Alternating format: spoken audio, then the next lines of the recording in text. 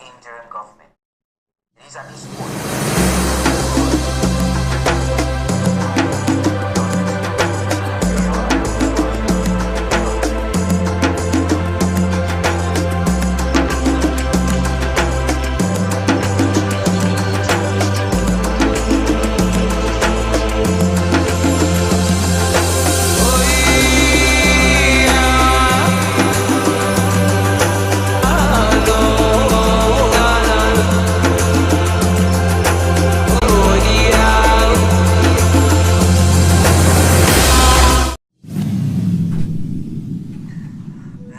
It is at this point that we will begin the full briefing. Have you sent it to me? Undaunted tonight, and as usual, I am discussing. The media greatly influences society. They inform people about what is happening. It permeates people's lives by creating their own criteria and opinions. In this way, the media moves the masses, creating different social movements. For over 60 years, the people of Ambazonia were deprived of such privileges. The privilege to enhance their own criteria and opinion. They have suffered cultural genocide for 6 long decades, but not in this age and not with Undaunted ABC Amba News on board. You must understand that wars are fought and won in the media. The speed of the revolution on Ambazonia's quest for freedom cannot be explained without highlighting the diligent use of the media. Franco-Cameroon colonizers, among other strategic moves, weaponized the media against Ambazonia for so long, and they continue to do so even today. The question would be, how much do the oppressed people of Ambazonia need to counter the media rage? Indeed, how much more is required to stop the genocide? The carnage in Ambazonia didn't start today. In 1961, 1972, 1984, 1992, Ambazonians were slaughtered in huge numbers and help was not forthcoming. Why? Because the oppressor was the piper in the media. The good news is we have what it takes to dictate the pace. Right now, ABC Amba TV is taking advantage of the wonders of multimedia aggressively to inform the misinformed and disinformed with Undaunted and other revolutionary programs bringing it to the news untold stories. Most importantly, to win the media war by taking ABC Amba TV into every multimedia platform. In a word, where the importance of storytelling can never be overemphasized, Ambazonians has to tell her own story, not the other way round. And like we say it always, Ambazonia must narrate her story accurately. We can do this together, you know, right? You are just a click away. Visit our website at www.abcambatv.com, and the steps are quite simple. With just a click on the website, you can become a club member with so many benefits. You can also make a one-time donation, advertise and showcase your goods and services at the marketplace on the website. That was easy, right? You're welcome on board. And thank you for opting for the winning team.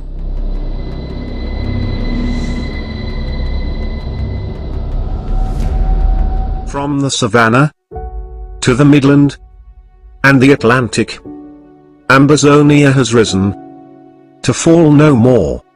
Ambazonia rise.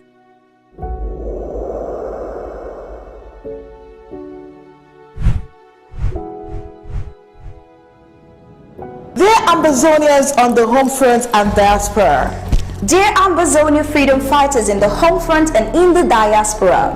The Ethics Commission of the Federal Republic of Ambazonia is coming out to alert you that it is becoming more and more evident that the former British Southern Cameroons, aka Ambazonians, will soon emerge as the newest nation in the world. We are calling on all of us to start preparing to receive Ambazonia as parents prepare to receive their firstborn child. Malcolm X said, tomorrow belongs to those who prepare for it today. We are already very educated, talented, and very rich in natural resources. Do all this guarantee a safe and prosperous Ambazonia? The answer is an emphatic no. Theodore Roosevelt said, to educate a person in the mind but not in morals is to educate a menace in society. Ambazonians, it is time to start planning to restore our cultural and social values that characterized us as a people of good repute. Before our Republic Canarian invasion, we were respectful of each other, of the law, and of our culture. We earned our living through honest hard work, making clean money for ourselves. Our values helped us to maximize the benefits of our natural resources as well as our human resources. Southern Cameroons were serene and clean, simply beautiful in spirit and in the physical. We all long for such a place to call home, and we can make it happen by God's grace. Our local government areas and counties, are you prepared? Do you have an ethics commission in your local government areas, counties to serve as a moral compass for you? Do you have a copy of the Ambazonia Ethics Code and the Constitution? All arms of government, do you have an ethics agency? Departments of DSS, HSS, Communications and IT, Education, DHACM, DFA and DEINR. Do you have ethics agency to serve as a moral compass for your departments? Ambazonians, you need to know your rights by reading the Ethics Code and the Constitution. Shame unethical behavior and reward good behavior in your communities. Hold leaders accountable. Be the watchdog of your communities and governments. See something, say something. The church, you are the main research center of moral principles with the responsibility of moralizing the society. How effective are you outside the church building? Maya Angelou said, when you know better, then you do better. Ambazonians watch ethics for an emerging Ambazonia every Friday at 10 p.m. Amba time.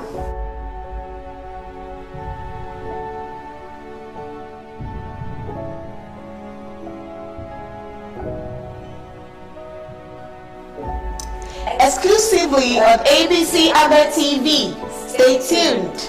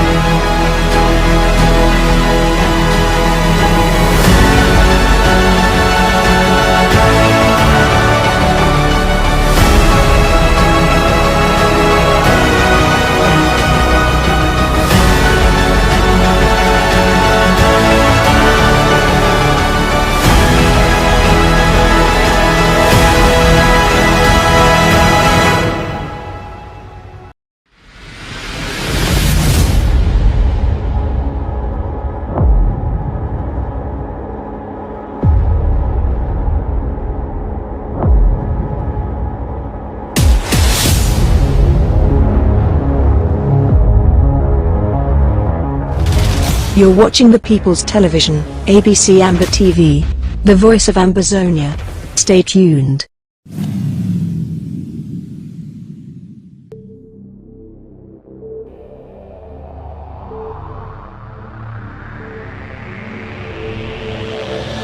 The media greatly influences society.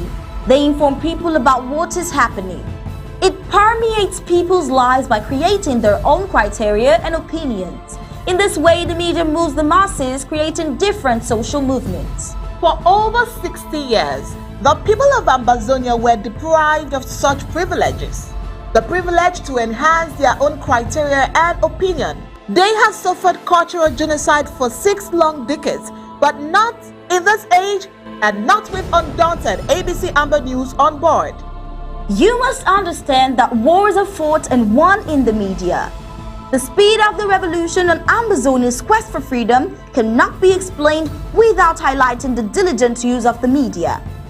Franco-Cameroon colonizers, among other strategic moves, weaponized the media against Ambazonia for so long, and they continue to do so even today. The question would be, how much do the oppressed people of Ambazonia need to counter the media rage? Indeed. How much more is required to stop the genocide? The carnage in Ambazonia didn't start today. In 1961, 1972, 1984, 1992, Ambazonians were slaughtered in huge numbers and help was not forthcoming. Why? Because the oppressor was the piper in the media. The good news is we have what it takes to dictate the pace. Right now, ABC Amba TV is taking advantage of the wonders of multimedia aggressively to inform the misinformed and disinformed with Undaunted and other revolutionary programs bringing into the news untold stories.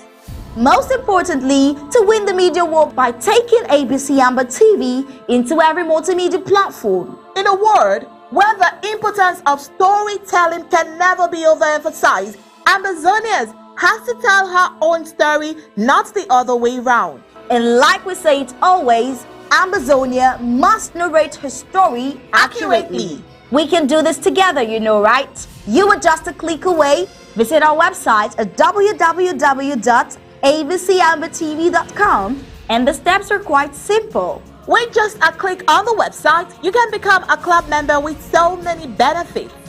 You can also make a one-time donation, advertise and showcase your goods and services at the marketplace on the website. That was easy, right? You're welcome on board. And thank you for opting for the winning team.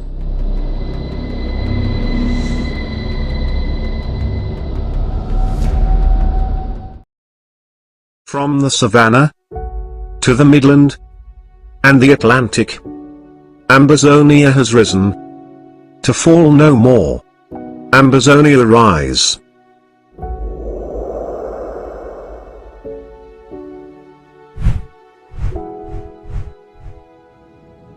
Dear Ambazonians on the home front and diaspora. Dear Ambazonia freedom fighters in the home front and in the diaspora.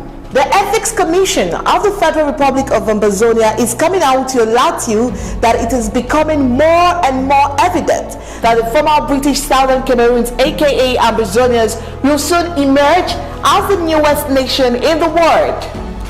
We are calling on all of us to start preparing to receive Ambazonia as parents prepare to receive their firstborn child.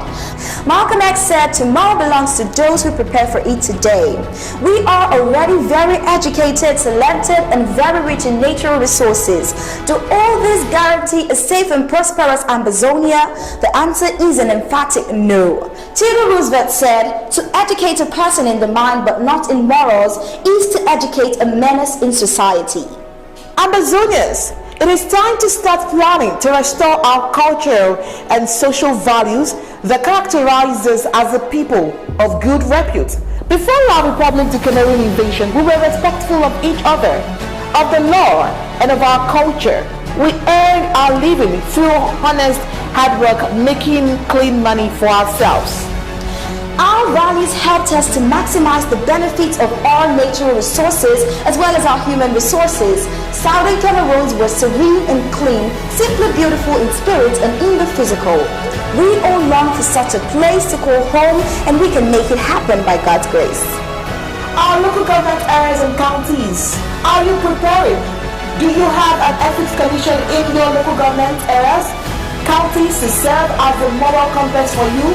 Do you have a copy of the Ambazonia Ethics Code and the Constitution?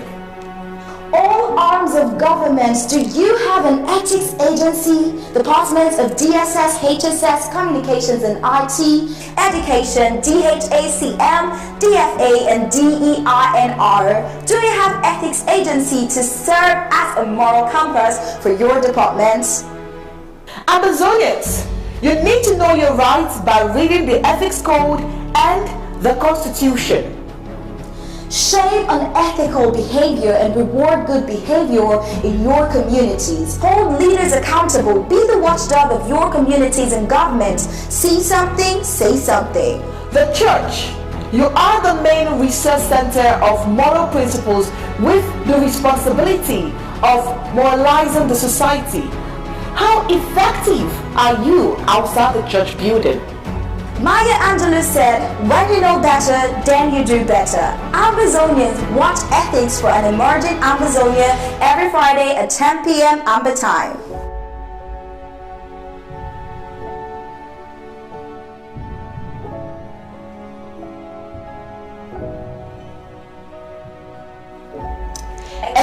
exclusively on ABC Amba TV. Stay tuned.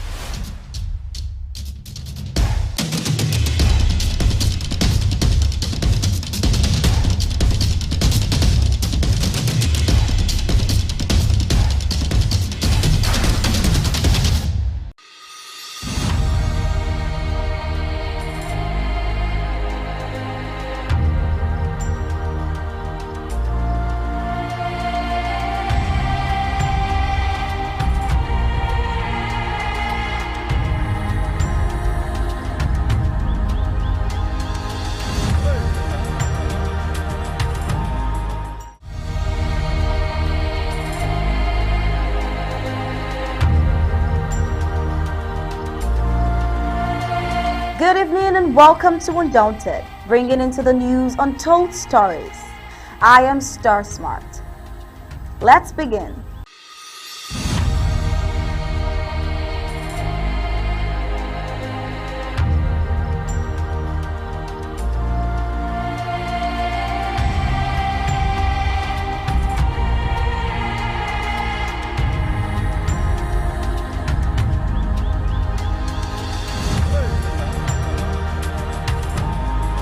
After at least 40,000 civilian lives have been wasted, more than 2 million displaced, Reverend Funke and some clerics of the same kind want peace and reconciliation without ensuring justice. Isn't that hypocritical and paradoxical? It would appear Reverend Funke has chosen to feature in every activity enhanced by the colonial government, which defies every protocol that could lead to a lasting solution to the conflict between the La Republic du Cameroon and Ambazonia. Meanwhile, a pastor in Bamenda by name Roland has been kidnapped by the forces of occupation for hoisting the Ambazonian flag at his church premises in Banja Street. By this singular act, it is evident there is no freedom of speech. How will there be peace? Perhaps Funke has an answer. What is the current situation of Pastor Roland? That's what we intend to find out. As predicted, the outcome of the war in Ukraine worsens as NATO declares Russia a common enemy. Shockingly, Vladimir doesn't seem to be moved. What could he possibly be counting on? Are there any chances for a diplomatic solution in this war within any day soon? What happens to a crumbling economy that has been used as a pretext for economic manipulation? Back in Ambazonia, Team ACT unveils its new framework while Bo and his friends grapple in confusion.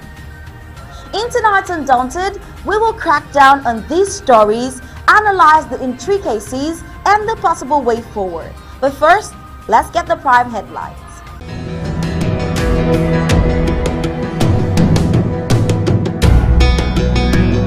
Prime headlines for today. NATO officially declares Russia a significant and direct threat to members' peace and security. Colonial military round up Christians of Mount Zion Church for hoisting Ambazonian flag. Today we will be asking, can Honorable Joshua Osi stop the independence of Ambazonia? Beware of Bo Herbert, Abdul Karim Ali et al. in Ambazonian Coalition Team ACT, also known as Team Ambazonia, not Team ACT. Today, we will give in-depth analysis on the President's speech on the Ambazonia Coalition Team ACT. Ambazonia Restoration Forces bans on colonial La Republic de Cameroon checkpoints goes into effect at the home front. Today, we'll look closely again at women, the liberation movement, and negotiations. And in sports, we'll look at FIFA's suspension of Pakistan Football Federation.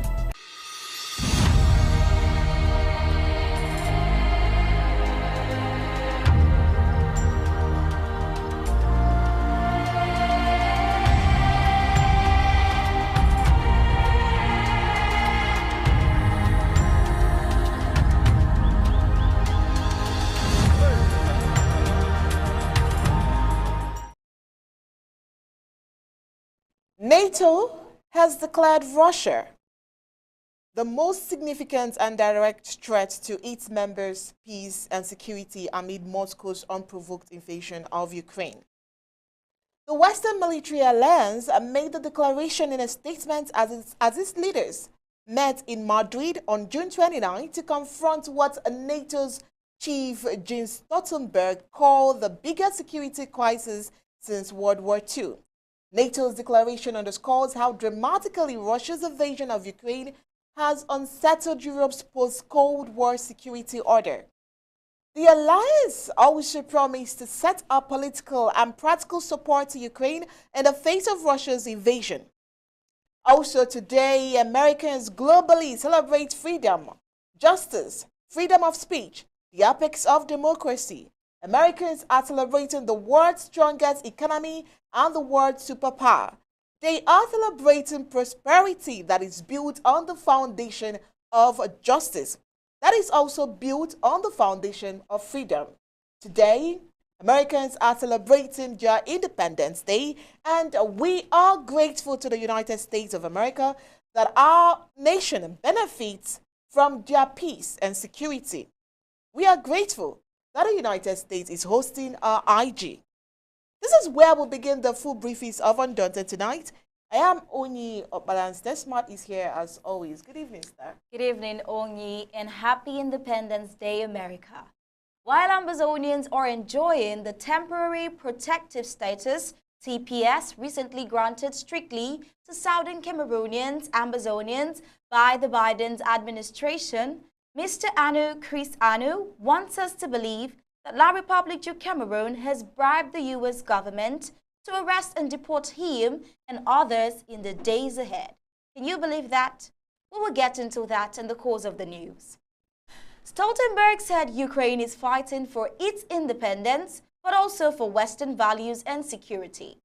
But Ukrainian President Volodymyr Zelensky, in a video addressed to the summit, chided NATO for not embracing his embattled country more fully and asked for more weapons to defeat Moscow's forces.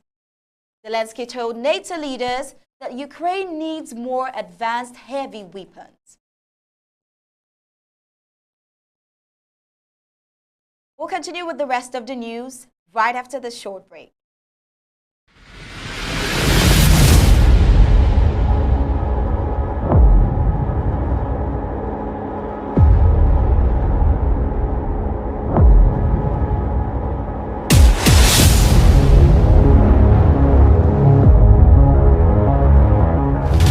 You're watching the People's Television, ABC Amba TV, the voice of Ambazonia.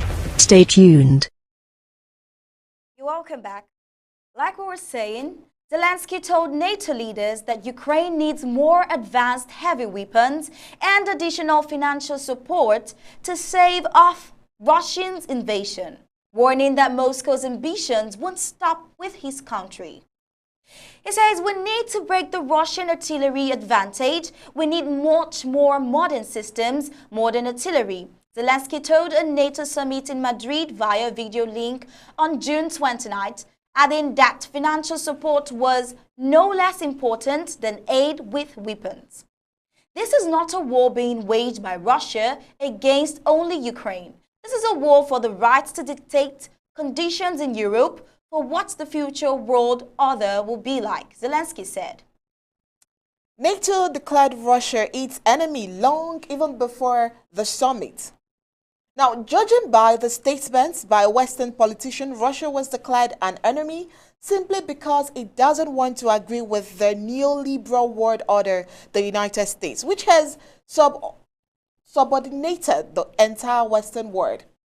The entire Western world is seeking to impose on all the rest under the slogan of a rule-based order, the foreign minister noted. Russia was declared NATO's enemy long before the NATO summit, Russian Foreign Minister Sergei Lavrov told reporters on Tuesday. And he says, as for the plans being prepared for the NATO summit to declare us a threat, to declare China a systematic challenge, Russia was declared an enemy long before the NATO summit was convened. The top diplomat said after a meeting of foreign ministers of the Caspian littoral states. Judging by the statements by Western politicians, Russia was declared an enemy simply because it doesn't want to agree with the neoliberal world order in the United States, which has subordinated the entire Western world and is seeking to impose on the rest under the slogan of a rule-based order, he said.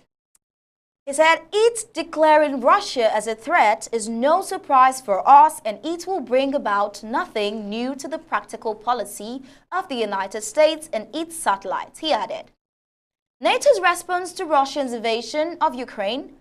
Judging by the statements by Western politicians, Russia was declared as enemy simply because it doesn't want to agree with the neoliberal world order. The United States, which has subordinated the entire Western world, is seeking to impose on all the rest under the slogan of a rule-based order, the foreign minister noted. Ashgabat, June 28, TASS, Russian was declared NATO's enemy long before the NATO summit. On June 28 to 30th, Russian Foreign Minister Sergei Lavrov told reporters on Tuesday. He says as for the plans being prepared for the NATO summit to declare us a threat, to declare China a systematic challenge, Russia was declared an enemy long before the NATO summit was convened. The top diplomat said after a meeting of foreign ministers of the Caspian littoral states. Judging by the statements by Western politicians, Russia was declared an enemy simply because it does not want to agree with the neoliberal world order. The United States, which has subordinated the entire Western world, is seeking to impose on all the rest under the slogan of a rule-based order. Now, let's talk about Africa and Russian-Ukrainian war.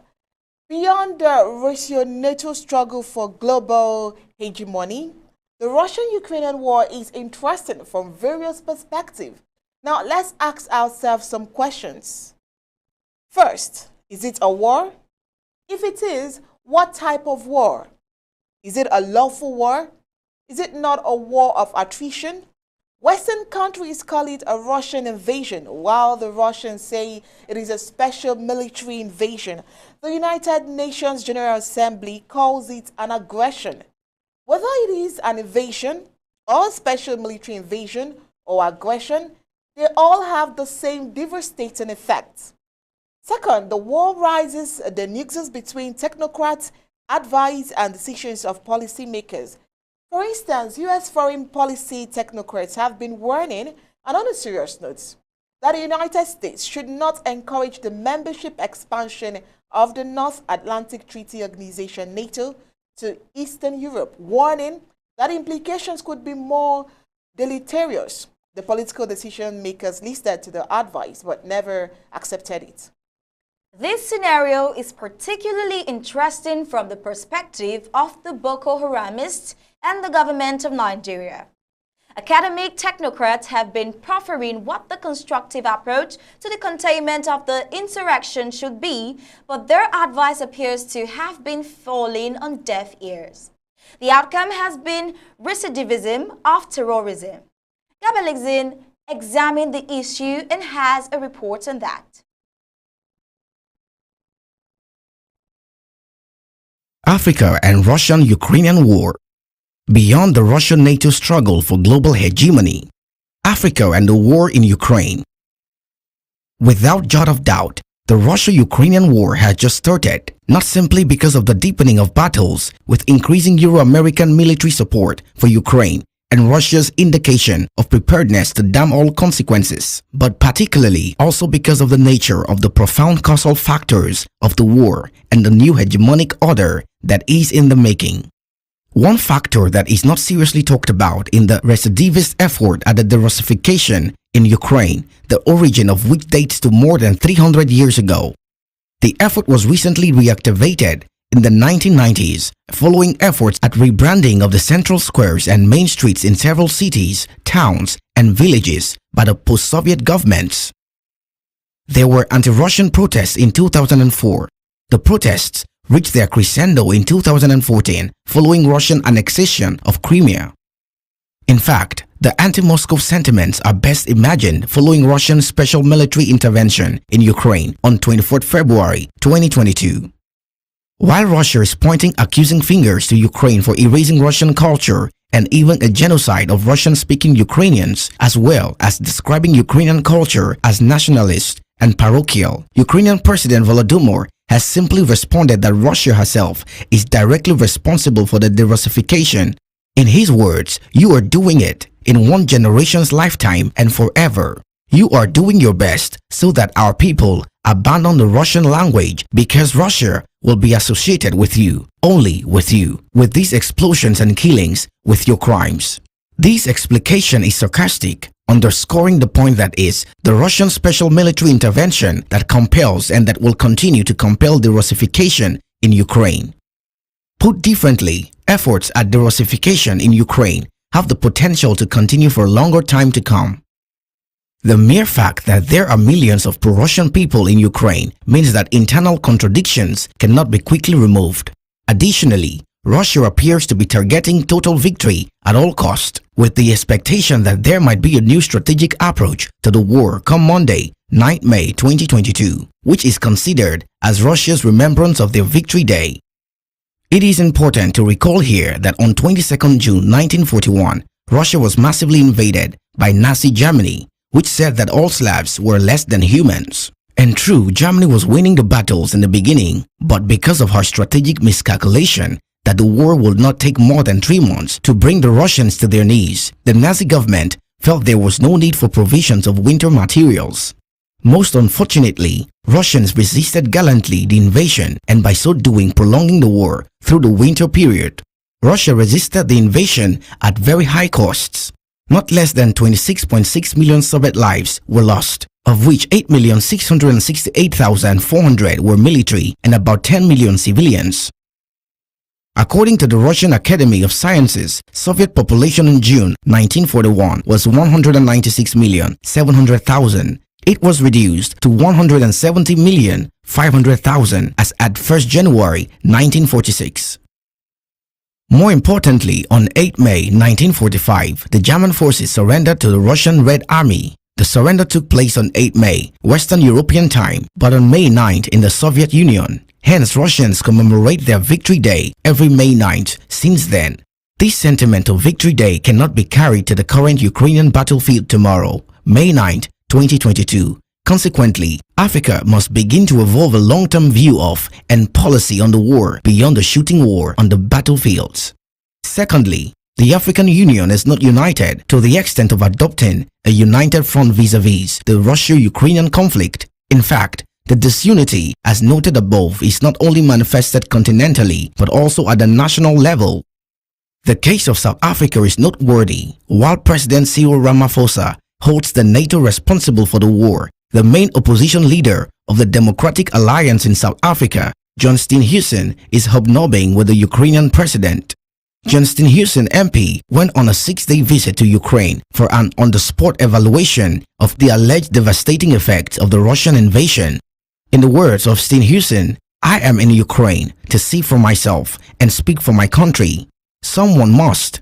It is strongly in South Africa's interest with the free world to come out hard against Russian aggression.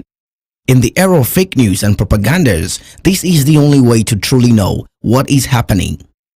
More importantly, the visit was prompted by the knock-off effect of the war on South Africa's own fuel, maize, cooking oil, and fertilizer prices, which will reach deep into the pockets of poor South Africans who can already not make ends meet. While questions can be raised as to why it should be the responsibility of an opposition to be speaking for his country outside of Africa, there can be no disputing the fact that South Africa appears to have adopted a dualist strategy towards the Russia-Ukrainian war. The dualist approach is to be able to speak to both sides or opening the communication lines to the two countries. Ramaphosa condemning the NATO while Steenhuisen pitches his camp with Ukraine. President Ramaphosa has argued that the war could have been avoided if NATO had heeded the warnings from amongst its leaders and officials over the years that its eastward expansion would lead to greater, not less, instability in the region. The pattern of Africa at the United Nations voting on condemnation of the Russian invasion is another reflection of the non-coordinated approach to the conflict. On 2 March 2022, the UN General Assembly adopted a resolution which condemned Russia's aggression against Ukraine. It was voted by 141 out of the 193 member states of the organization.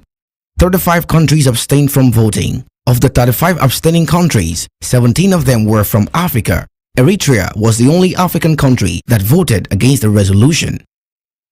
South Africa was against the resolution, noting that she expected that the UN resolution would foremost welcome the commencement of dialogue between the parties and seek to create the conditions for these talks to succeed. Instead, the call for peaceful resolution through political dialogue is relegated to a single sentence close to the conclusion on the final text. This does not provide the encouragement and international backing that the parties need to continue with their efforts. The African Union wanted Russia to respect international law and Ukraine's sovereignty. As regards Nigeria, Nigerians voted to condemn Russian invasion but abstained from the vote suspending Russia from the UN Human Rights Council of the UNGA. A total of 93 countries voted in favor of suspension, 58 countries abstained, while 24 countries voted against. Algeria, Burundi, CAR, Congo, Eritrea, Ethiopia, Gabon, Mali, and Zimbabwe voted against the suspension. Apart from Nigeria, Eswatini, the Gambia, Ghana, Guinea-Bissau, Kenya, Lesotho, Madagascar, Mozambique, Namibia, Niger, Senegal, South Africa, South Sudan, Togo, and Uganda abstained from voting. Thus, African countries have not only shown an uncoordinated and uncommon approach to the Russia-Ukrainian war, but also an attitudinal non-alignment. And the reasons cannot be far-fetched. A country like Egypt that wet importations from Russia and Ukraine were to the tune of 45% cannot be expected to take sides. In fact, the United States Institute of Peace has it that there is an impending food scarcity in Africa based on the consideration that in 2020 alone, Africa $4 billion and $2.9 billion worth of agricultural products respectively from Russia and Ukraine. And with the ongoing Russia-Ukrainian war, prices of corn, wheat, and soybeans have surged. And more disturbingly, the institute also says that about 20 million people in the Sahel and West Africa do not have access to sufficient food. This is apart from the impact on oil exploration activities by Luke Oil and Tatneft oil companies, particularly in the Gulf of Guinea, Cameroon, Congo-Kinshasa, Equatorial Guinea, and Nigeria, which are likely to be suspected. How does Africa respond to these challenges? How does Ambazonia continue to fight her way out of this chaos? Gab Ellison reporting for Undaunted, ABC Amba News. Let's look at the struggle for global hegemony. The Russia-Ukrainian war is strategically a struggle for the maintenance of the Euro-American-driven global hegemony. As such, the war is not simply between Russia and Ukraine. This war is actually in three layers. The first one, Russia-Ukrainian, the second one, Euro-Ukrainian, and the third, Russia-American-dominated NATO. At the first level of Russia and Ukraine, the question of Ukraine's membership of NATO is a very critical issue. Ukraine is being encouraged, if not being pressured, to join NATO. Russia, on the other hand, is vehemently opposed to such membership, considering the security implications. For Russia, considering the recidivist, the Russification in various manners, and based on Europe's subtle materialization of Ukraine, Russia wants to completely neutralize Ukraine and remove whatever the country stands for, and that makes her attractive to NATO countries. In the absence of any relevant Ukraine, the NATO would have been weakened. At the second level of Euro-Ukrainian strategy, the support for Ukraine is preventive defense. The EU does not want the extension of the Ukrainian shooting war to come nearer the borders of the EU countries, hence the need to help Ukrainians to fight their battle at home and to make it more difficult and more costly for Russia to win the war. Besides, there is the need to also ensure the sustenance of cordial ties with Ukraine, considered the most important ally of the EU in the context of the Union's Eastern partnerships and the European neighborhood policy. And true enough, the EU and Ukraine have been making efforts to go beyond relationships of partnership to efforts at politico-economic integration. This ultimate objective requires cautionary policies that can prevent much destruction and sustain Ukraine. At the level of Russo-American and NATO attitude, Russia sees the United States as the most unreliable partner seeking to impose its hegemony on Russia, but which Russia is not in any way prepared to condone. According to Russia, an agreement was reached with the United States that when the Warsaw Pact would be dismantled, the NATO would similarly be dismantled to put an end to the Cold War instrument. When the Warsaw Pact was set aside, the United States reneged on the agreement. What the United States has been doing instead is broadening the membership of the NATO to include Eastern European countries. Since the United States is considered not reliable, their strategic belief in Russia is that rather than wait to be caught unawares by U.S. mischiefs, the rule of prevention is better than cure prevails. Hence, the special military intervention in Ukraine too frontally confronts the NATO countries. However, the NATO countries do not want to have any direct confrontation with Russia. The United States even made it crystal clear that there will not be any single American soldier fighting on Ukrainian soil against Russia. What the United States and its allies have been doing is to strengthen Ukrainian capacity against Russian attacks in various ways, ranging from financial resources and critical sanctions against Russia to provision of significant survivalist assistance. The European Union has also adopted at least 5 rounds of sanctions. The 5th package of such sanctions, adopted on April 13, 2022, included a ban on imports from Russia of coal and other solid fossils fuels or Russian vessels from accessing EU ports. It also included deposits to crypto wallets, seafoods and liquor, and Russian and Belarusian road transport operators from entering the EU via the EU press release 8 April 2022. At the March 2022 International Donors Conference for Ukraine, organized by Poland and Sweden, and attended by Mr. Charles Michael, the President of the European Council, 3 key areas of support were outlined. The first one, the humanitarian support, short-term liquidity needs, and reconstruction. In this regard, the idea of a solidarity trust fund to support Ukraine was mooted. In the words of Charles Michael, the cornerstone of our solidarity trust fund is precisely the word trust. We trust Ukraine, and our effort here today reflects this trust. Together, we will rebuild a modern, prosperous, and democratic Ukraine, a country of full confidence and ready to embrace its European future and its place in our modern European family. On April 13, 2022, the Council also accepted to exchange Ukrainian hryvnia banknotes into EU countries. According to the Council, the schemes would allow displaced persons from Ukraine, including children, to exchange up to 10,000 hryvnias, about €310 per person. This would be free of charges and at the official exchange rate as published by the National Bank of Ukraine. There is also the €3.5 billion given to the EU countries as additional pre-financing for hosting Ukrainian refugees. Apart from this, the EU health ministers put in place a solidarity mechanism to transport Ukrainian patients access to vaccinations against infectious diseases, especially for children, and mental health initiatives. More importantly, the health ministers reaffirmed their commitment to the provision of health to Ukrainians and to member states on the EU borders that are first in line with when it comes to providing medical care for Ukrainian refugees.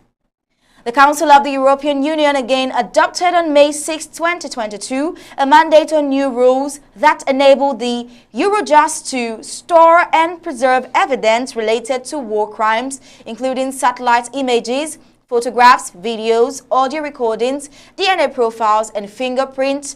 Eurojust Press, 6 May 2022.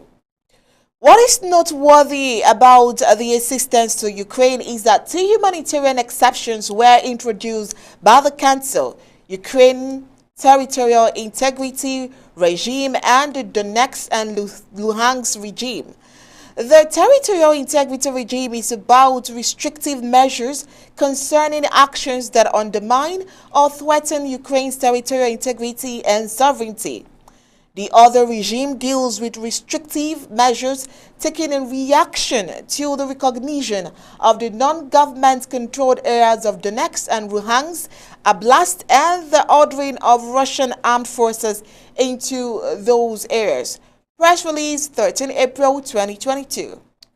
It is additionally noteworthy that the protective measures provided for Europeans at the borders with Ukraine do not consider the non-European refugees at the borders. Many were Africans seeking refuge at the border but were ignored. But very ridiculously, the same EU is seeking the understanding and support of Africa for Ukraine and Europe. What a contradiction. Without doubt, the United States is struggling hard to maintain its hegemonic power using NATO countries as foundation. Russia is seriously challenging the rationale for sustaining U.S. hegemony with the support of China, another main challenger to contend with. On both sides, Africa is quietly being counted for support.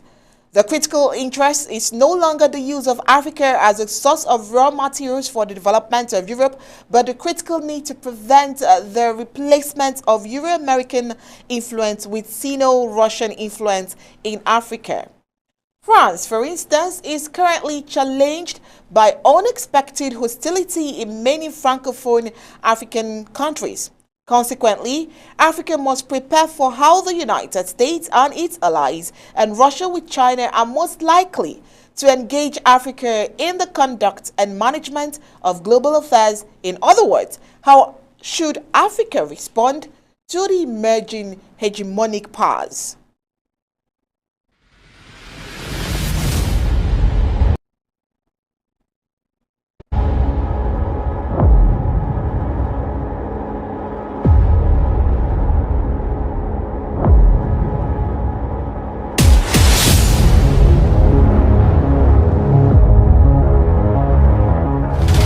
You're watching the People's Television, ABC Amba TV, the voice of Ambazonia. Stay tuned. Banda Kani, a frog, another name for Francophones and national president of one colonial La République du Cameroon satellite political parties affiliated to the ruling CPDM party called Nouveau Mouvement Populaire NMP, has in a message on July 1, 2022, called on SDF militants and all Cameroonians to pull their weight behind Honorable O.C. Joshua to take over as national president of the SDF because he sees O.C. as one who can stop Ambazonia's struggle for independence so that Cameroon can remain one and indivisible. Does NMP really believe that OC can stop the God-ordained struggle of Ambazonians? Or was this a type of political instigation to get the trust of Cameroonians to help OC gain better votes than the 3% he had last time? Bandakani, who may be daydreaming, not knowing the SDF party, is completely finished as at now. He may not know that OC as SDF presidential candidate in 2018 was seen more like a businessman, not as a politician, and his performance gave the SDF the worst call in that election, 3% so far. Bande Kani may be banking on Honorable Joshua OC's utterances since 2021 concerning the liberation struggle. Independent struggle of Ambazonia is unrealistic. Also thinks the Ambazonia struggle is not realistic, and he didn't see independence happening anytime soon in Cameroon. He called for a one and united Cameroon under federal government and maintained that his party, the SDF, will always stand for a united Cameroon. According to Honorable Joshua OC, Ambazonian leaders are all fantasizing about independence. In his words, he says, "We can see how a genuine problem became hostage to the fantasies of some virtual leaders and some gone-wilding miscreants."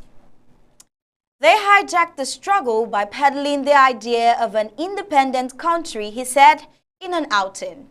He maintains that the SDF is for a strong Cameroon, united in a federal system of government. Coming from Indian County with rich oil wells being exploited by France and La République du Cameroun, Honorable OC is vice national president of the SDF has been a very big disappointment to his people who lack basic infrastructure, including roads. OC is and is rejected by his people, and he is a parliamentarian thanks to the neighboring La République du Cameroon's economic capital Douala, where he does business. OC, Dion, Ngute, and Mariante are all failures, beginning from their own backyard enclave in Dian, in spite of its riches. It is indeed disappointing. Well, I guess to every bad news, there is a good news. Here is an interesting video coming from the home front this morning. Just watch. Say no one say you people harass you people them. Say make you people work up free. Say you see me yesterday for front depot. Now why that he follow me for night for come take me? And I be no say I'll meet on you and you. And I be check say you meet up now you and na me and you. Now why that he take na me first? Say make it solve the problem. Say make you solve the problem. Okay. Now the general you talk say you solve the problem. You move down Concro for down front depot. Say na problem first problem that. Then say now why that he take me?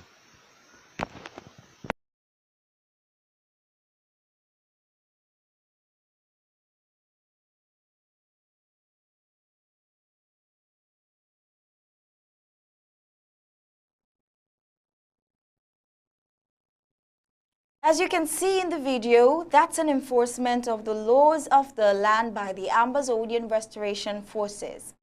ARF's ban on colonial La République du Cameroun checkpoint goes into effect at home front. What do you think about this, Onyi? Well, I think it's quite encouraging. You know, the ARFs of Nkwem in Bamenda local government area have started ordering the dismantling of all checkpoints within the local government area. The first victim is one Francophone, Mr. Robert, who was caught in the act of disobedience, having violated instructions banning setting up of checkpoints within the local government area. Mr. Robert, in a video here, attached begs for forgiveness as the ARF general instructs him to tell his master, Mr. Boseru, never to put up a control post on the road leading to the Guinness depot and the one at a place called Counterport. Nkwem, which like many others have been used to, harass denizens and extorting their hard-earned money. Worried to note that the ARFs had given marching orders banning erection of checkpoints by colonial La République du Cameroun military in the home front and had long started executing these orders. The arrest of Mr. Robert is just one of such actions being enforced by the restoration forces in their various LGAs. The ARF say no to colonial controls in southern Cameroon's Ambazonia. They are tired of being harassed for over 60 years by invaders from neighboring La République du Cameroun. Let's get into the sad story of Pastor Roland from Nkambe.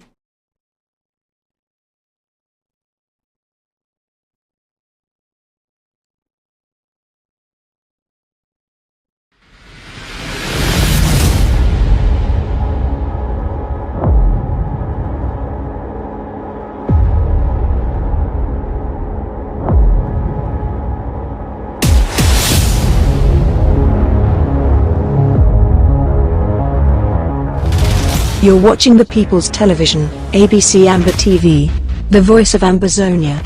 Stay tuned.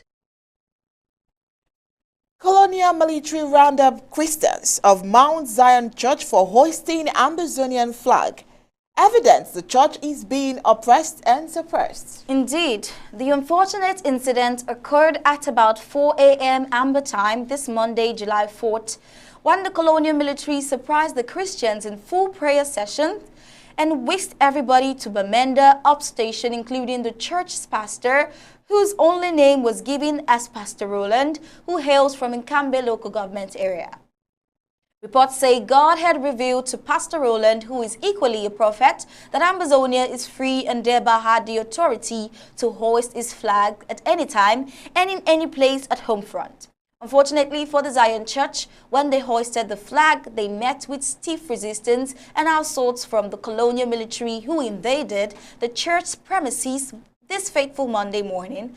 Number of Christians whisked off was not known, but at press time, there was some good news as some of the Christians were already being released, but for the prophet and some high-ranking deacons and elders of the church who were still under custody at upstation.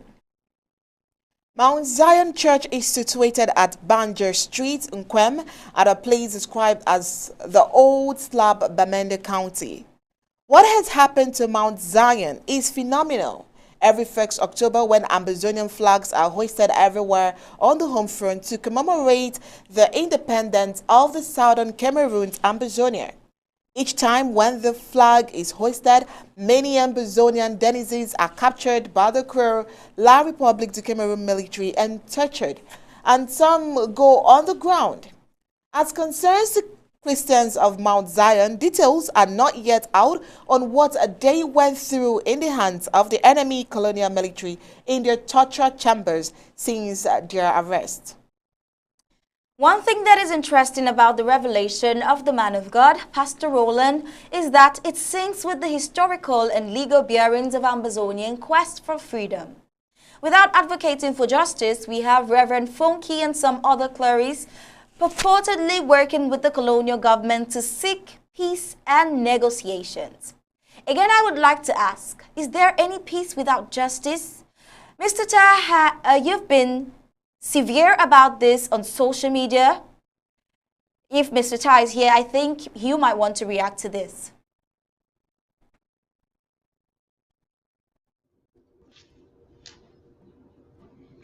Yeah.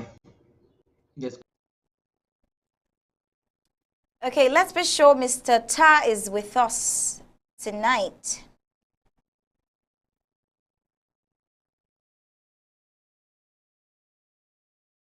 Probably would go on and come back to him later on. All right, we'll move on with the news, and then when he's back here with us, we'll get his thoughts on that.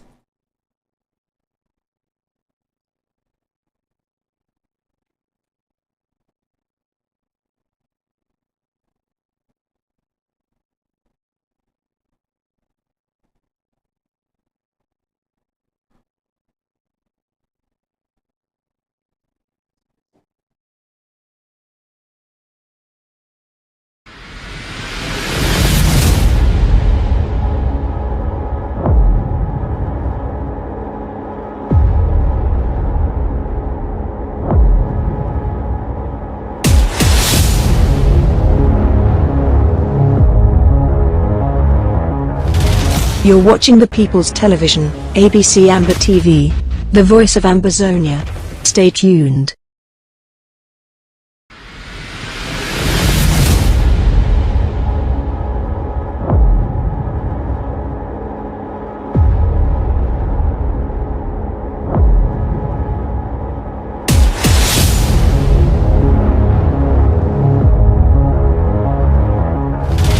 You're watching the People's Television, ABC Amba TV, the voice of Ambazonia. Stay tuned.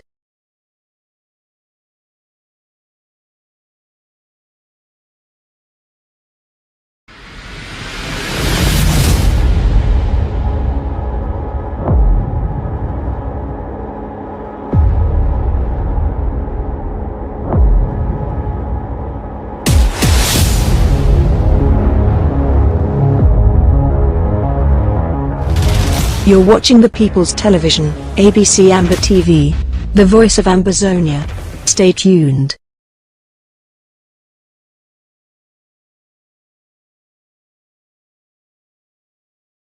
All right, welcome back from that break. We wanted to be sure Mr. Tapadi, our news director, is here with us tonight.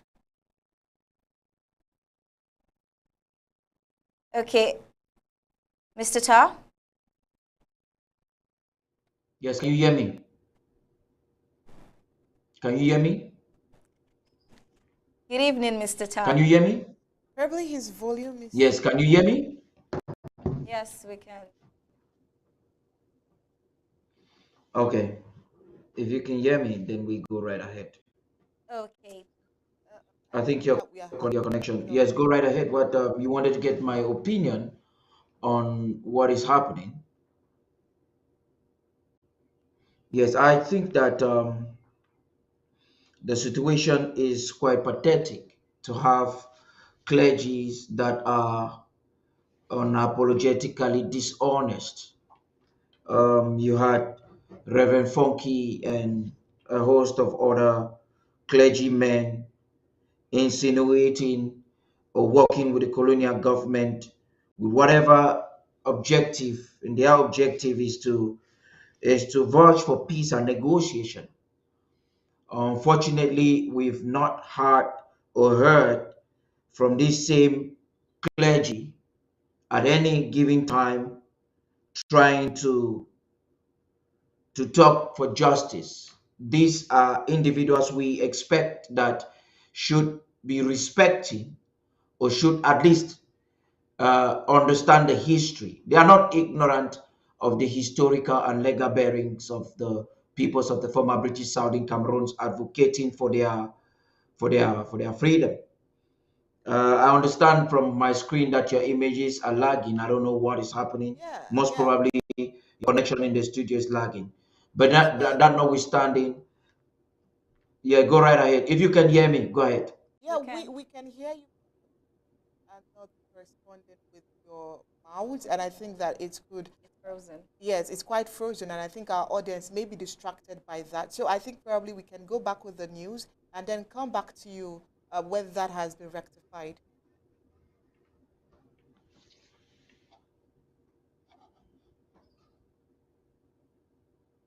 Do you agree, Mr. Ta? That's okay. Okay. That's okay. Let's go ahead. Go right ahead. All right, thank you.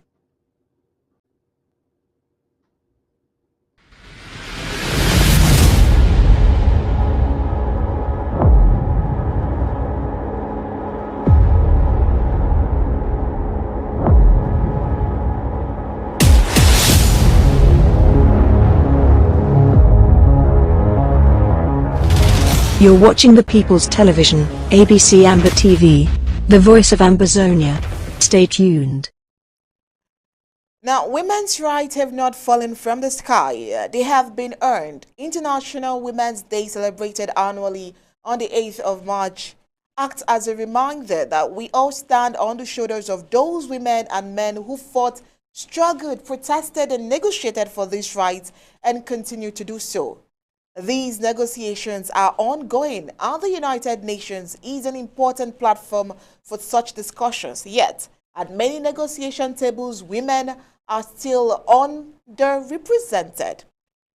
Women representation in high position has been increasing recently, but at a slow pace, and despite the gender parity goals we aspire in the Sustainable Development Goals. Women's participation in conflict prevention and resolution can improve outcomes before, during, and after conflict. But women are often excluded from formal peace processes.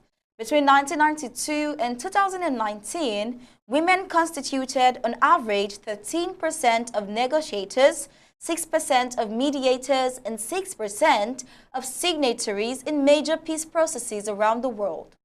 While there has been some progress in women's participation, about 7 out of every 10 peace processes still did not include women mediators or women signatories, the latter indicating that few women participated in leadership roles as negotiators, guarantors, or witnesses.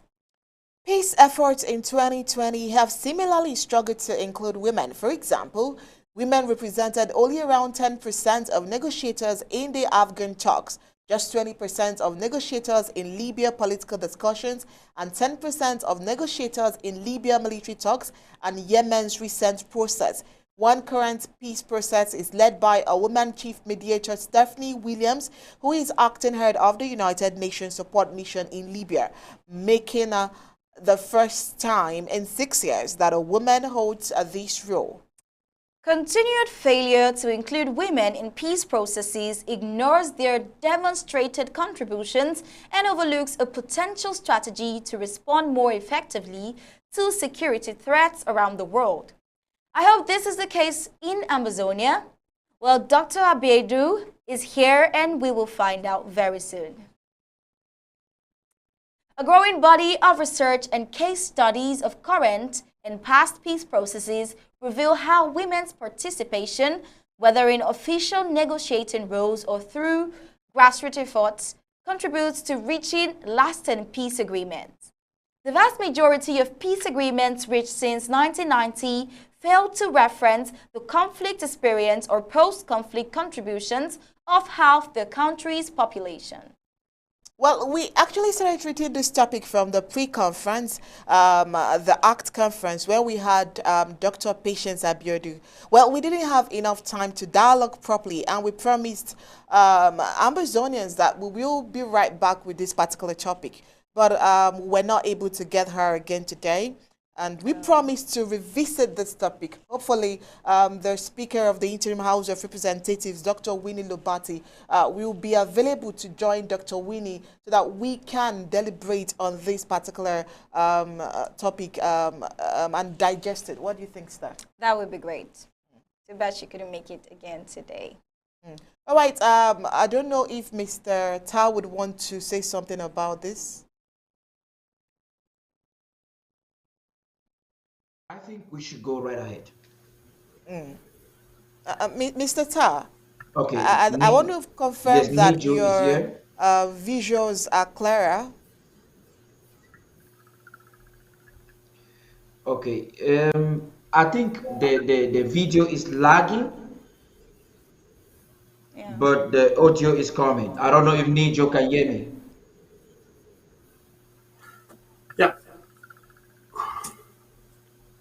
Okay, Nijo, if you can you can hear me? hear, then most probably I would prefer that you take the question of women and the struggle and negotiation. Your impression. I think you have a senior expertise to dissect that in the absence of any woman. Well, can you hear me? Yeah, yes, we can.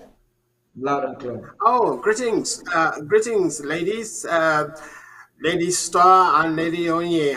Greetings. You've successfully kept me away for a couple of weeks now, so I hope we have a lot of catching up to do. Oh, just ignore that. Somebody's trying to call me. Sorry, I'm on it. Right. Yeah. So thank you. Before I say anything, let me send our traditional greetings to our ARFs and all your listeners and viewers tonight. Oh, please, just bear with me. This phone is ringing, just ignore it. Yeah, so 21 gun salute to our ARF and to all your viewers. Yeah, if I got you very well, the news item is on the contribution or the potential contribution of women during in a war resolution or conflict resolution. Is that am I right? Yes, you're right. Yeah, thank you. Yeah, I'm happy to chip in there. Of course, as you rightly stated, and the ladies who would have given us full-fledged how they feel about this, Dr. Patience Abiedo and Winnie Robati, both of them are engaged in meetings with ladies now, and I know they would have loved to make an input. I'm happy to, of course, share my views on the topic. And having worked with women, they're very resourceful set of people. Um, they're fully committed in this, as far as the Ambazonia movement is concerned. When we talk about resource mobilization, you would know that the core of resource mobilization is it's the women, and the women, once they involve in the situation, they don't relax. They give it all of their commitment. So we are very proud of the role that Amazonian women are engaged in this movement, and of course, I can see them making significant contributions in various forms, be it in monetary, be it in ideas. You can count on them. As far as I'm aware, we also have, as part of capacity building, or under the umbrella of the Swiss negotiations, the women have attended or are planning a couple of training sessions where they would put their heads together and train, and of course get more expert advice on how to get in to move this our situation, to move our movement forward. And so women are a very committed gender, and as I said earlier, we're very proud of their so far, and we know that in the coming months they are going to have another session of capacity building, and we expect them to continue to make significant contributions as we pave our way to Boya. Thank you. This process, indeed, the women are really involved in this whole process. What do you think? Yeah, I saw Nijo struggle there. Probably since it doesn't have to do with numbers, figures, and all of that drafting. But really, the women must be involved because I mean they stand out all the time. But Nijo, don't worry, we're gonna definitely come back to you. We want to take this next story, which has to do with the president's speech during the conference. And so I'm sure that you would want to say a thing or two when we get back to you. Please stand by. Now, let's take a closer look at the president's speech. We already know the speech of His Excellency President Samuel Ikome Sako is always filled with strength, encouragement, vigor, and resilience. And this time, his speech starts with, as usual, fellow Ambazonians, concerned international community, the journey of Southern Cameroons to freedom from slavery and colonialism did not begin today. We have some experience reading through our history. We did not have to create any superstructure to govern negotiations with La République du Cameroun at any time. That is a misunderstanding we need to correct. He clearly explained that the Ambazonian Coalition Team Act was and is just an expression of our willingness and intention to negotiate with La République du Cameroun as a people who are widely represented by their trusted interlocutors. The president mentioned that in 1953, our forefathers negotiated our autonomy with the Crown of England as a delegation, not as a superstructure. In 1961, the same leaders negotiated our future with the government of Ahijo in Fumban as a delegation again and not as a superstructure. He emphasized that in both cases, the Southern Cameroon's delegations were headed by the head of government. Hence, Ndele led the delegation to talk with the Queen, and Foncha led the Southern Cameroon's delegation that negotiated our failed union with La République du Cameroun. These delegations were constituted by the government in power, the leading political parties at the time, and the head of government. The president also explained that he has not seen anywhere in the world where a complete new political military superstructure is created, dissolving all liberation groups just to meet the other side for negotiation. He says that, if any, that is far from our experience as a movement. President Samuel Ikome-Sako also mentioned again that in December 2018, the Swiss government, responding to our request to the Swiss Federation to serve as mediator in the ongoing conflict with La République du Cameroun, summoned the leaders of SCNC, SCAPO SCAPO, SCARM SCAM, Morix, SCYL, the defunct consortium, and some independent Ambazonians around the world to come together and take up this opportunity offered to us by the international community led by the Swiss. That is how the Southern Cameroon's Leadership Council, SCLC, was formed. Shortly after that, one of those invited to be part of the association had the guts to dismiss the IG from the SCLC. When the same kind of thinking tried to destroy the SLP, the IG decided in Montreux, Switzerland, to change our appellation from SCLC to Ambazonian Coalition Team or Team Ambazonia, and we let go the international saboteurs. The following were the highlights of the foundation agreement for our new association. They agreed that 1. Only organizations that were created prior to the constitution of ACT were admissible as members. 2. That admission shall remain open to all liberation groups interested in the SLP. 3. That no splinter of the foundation members present and future shall be admitted into the body.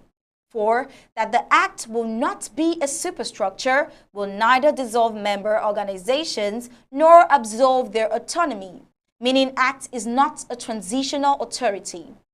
Act is a loose association of organizations that endorse the SLP and therefore agrees to constitute the Amazonian delegation that will manage negotiations with La République du Cameroun.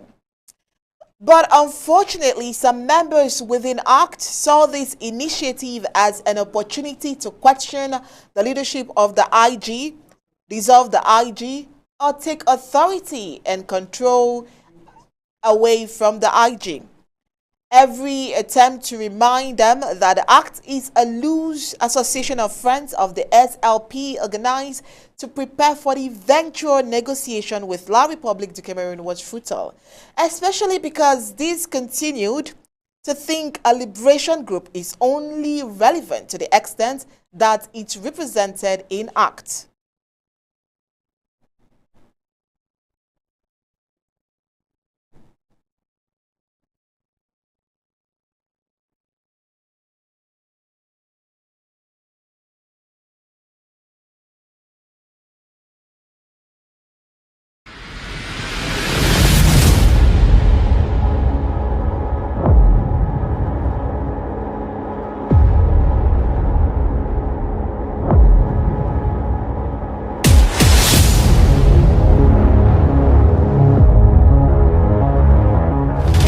You're watching the People's Television, ABC Amba TV, the voice of Ambazonia. Stay tuned.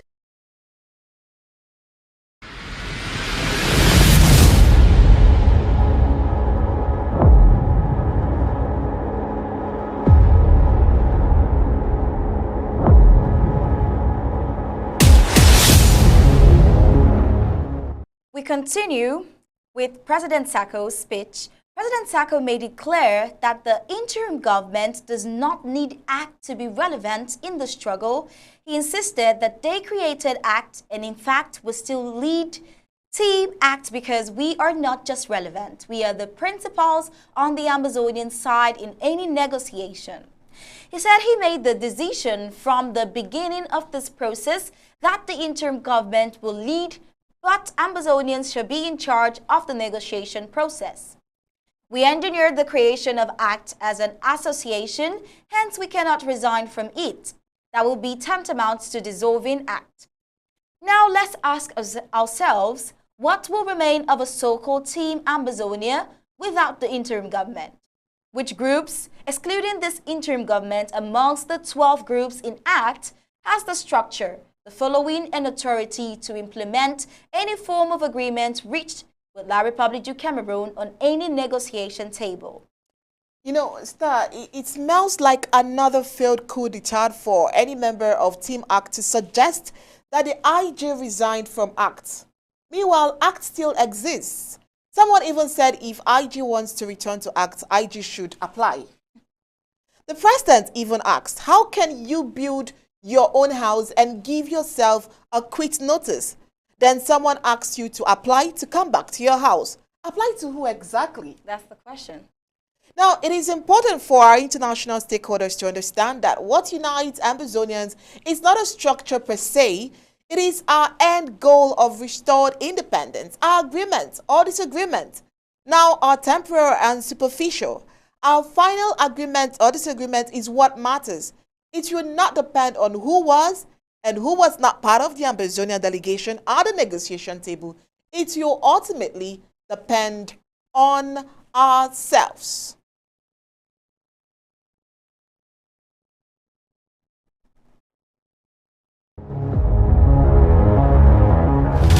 You're watching the People's Television, ABC Amba TV, the voice of Ambazonia. Stay tuned.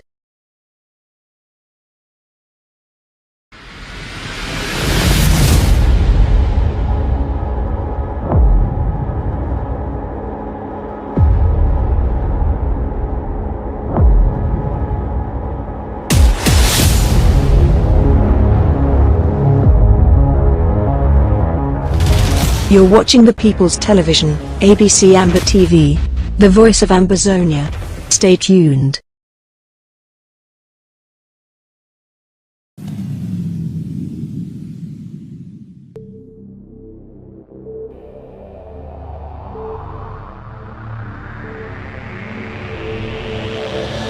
The media greatly influences society. They inform people about what is happening.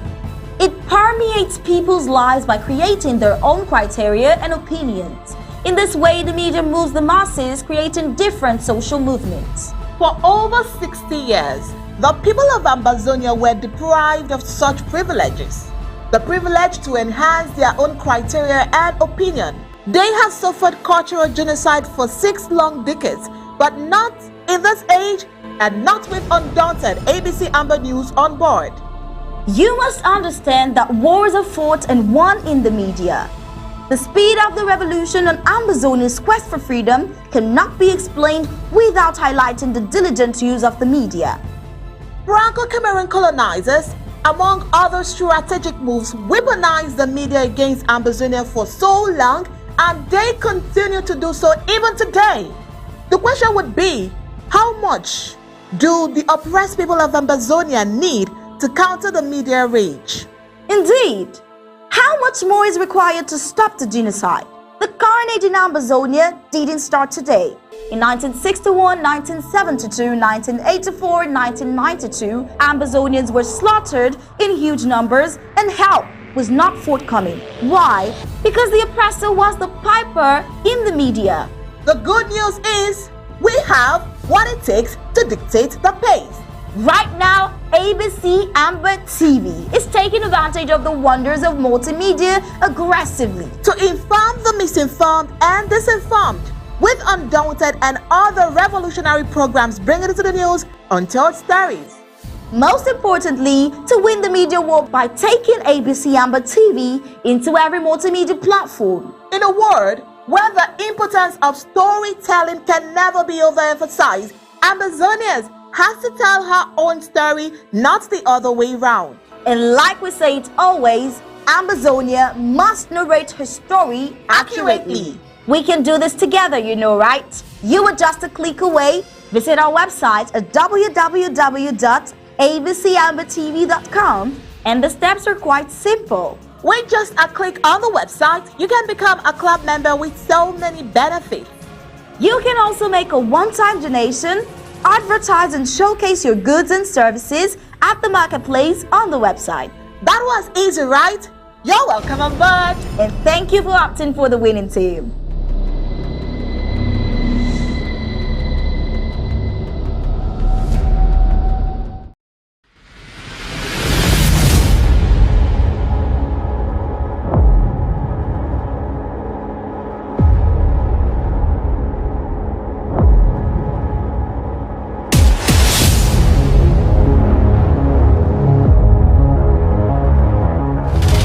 You're watching the People's Television, ABC Amba TV, the voice of Ambazonia.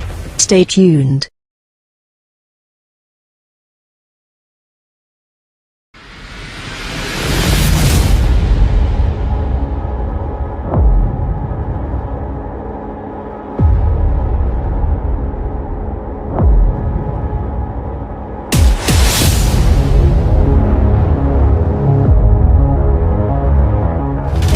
You're watching the People's Television, ABC Amba TV, the voice of Ambazonia.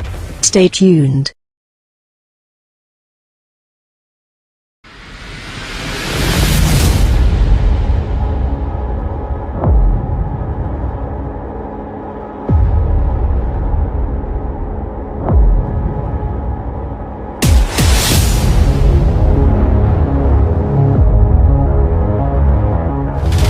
You're watching the People's Television, ABC Amba TV, the voice of Ambazonia.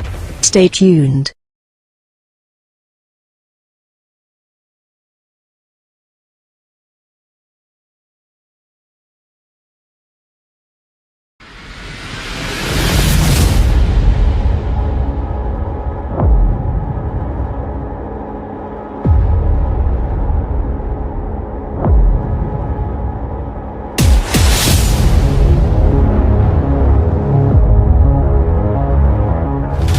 You're watching the People's Television, ABC Amba TV, the voice of Ambazonia. Stay tuned.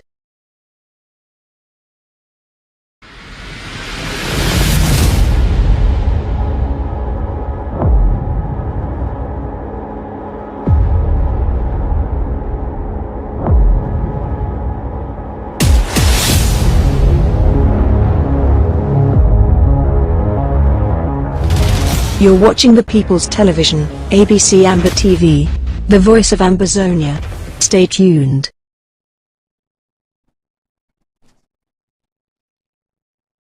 Sincerest apologies for that technical break. We are still on the presidential speech. I remember before we went on that break, we were analyzing the president's speech and we wanted to understand what he had to say about the act.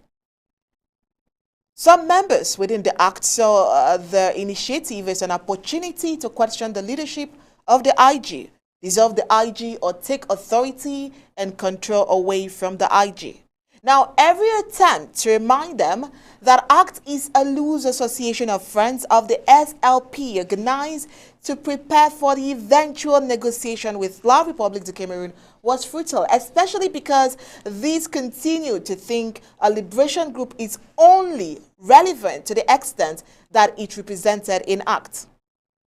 They kept insisting, we make ACT strong. They wanted ACT to be the platform to decide on matters ranging from defense, ghost towns, joint treasury, communications, and many others. In the struggle, they seem to forget that the relevance of any group in this struggle is established outside the ACT, not within the ACT. And of course, President Sako made it clear that the interim government does not need ACT to be relevant in the struggle. He insisted that they created ACT, and in fact, we still lead Team ACT because we are not just relevant, we are the principals on the Ambazonian side in any negotiation. He said he made the decision from the beginning of this process that the interim government will lead, but Ambazonians shall be in charge of the negotiation process. He said, we engineered the creation of ACT as an association, hence we cannot resign from it. That will be the tantamount to dissolving ACT. What will remain of a so-called Team Ambazonia without the interim government? Which groups, excluding this interim government, amongst the 12 groups in ACT, has the structure, the following, and authority to implement any form of agreement reached with La République du Cameroon on any negotiation table?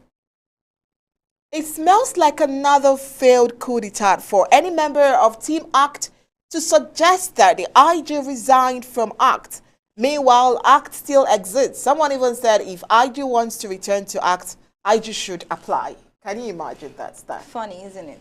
Now, the president even asked, how can you build your own house and give yourself a quit notice? Then someone asks you to apply to come back to your house. then the question will be applied to who exactly? Now, it is important for our international stakeholders to understand that what unites Ambazonians is not just a structure per se, it is our end goal of restored independence. Our agreements or disagreements now are temporal and superficial. Our final agreement or disagreement is what matters.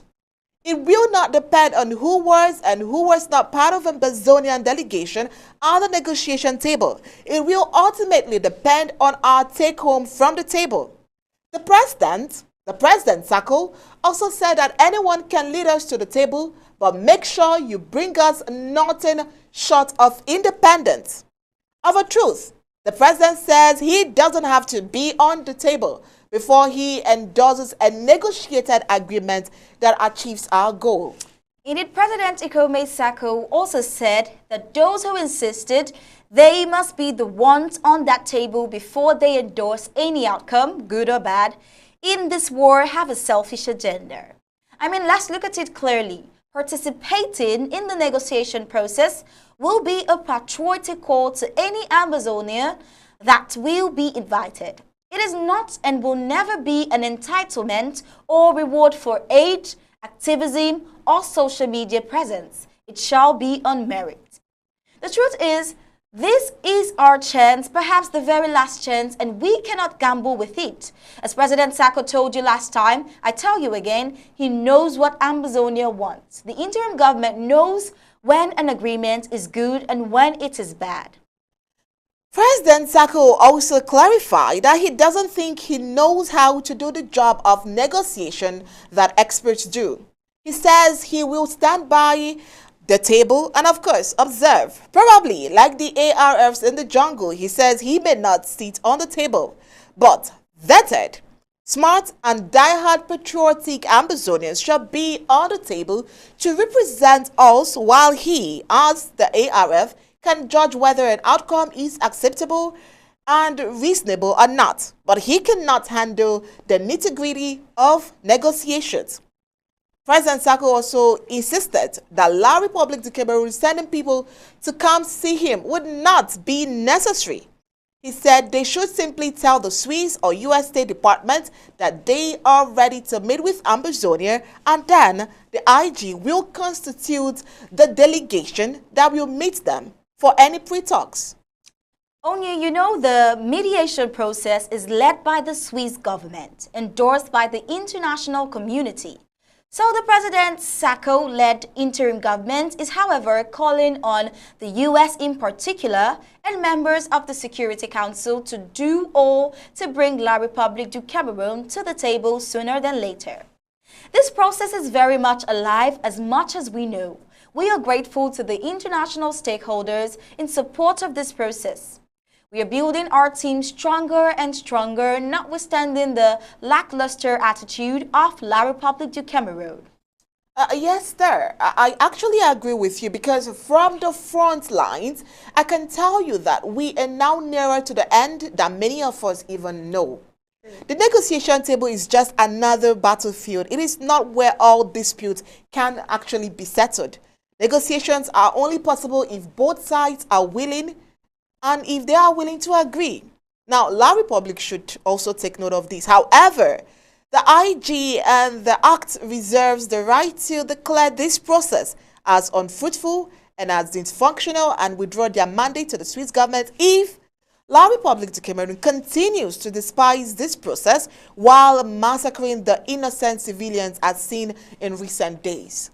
We will be requiring clear and definite answers from Switzerland in the weeks ahead to determine the fate of this only opportunity for a peaceful dialogue. Be it known that we are not for dialogue because we are losing the war. We are calling for dialogue because we value every innocent life lost on both sides. We have a Niger here with us, as you've seen, and Tar Party King, our news director, Mr. Tar Party King. And I believe they have one or two to say in regards to the president's speech. Mr. Tar? Yes, can you hear me? Can you hear me? No. Yes, I can hear you. And Nijo, sir. Okay.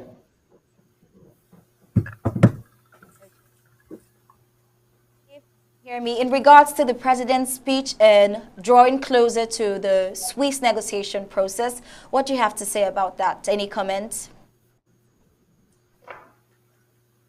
To I think Nijo. Nijo should take the lead. Yes. Oh, okay. Happy to. Can you hear me? Just to check. Loud and clear. Loud and clear. Thank you. Yes. I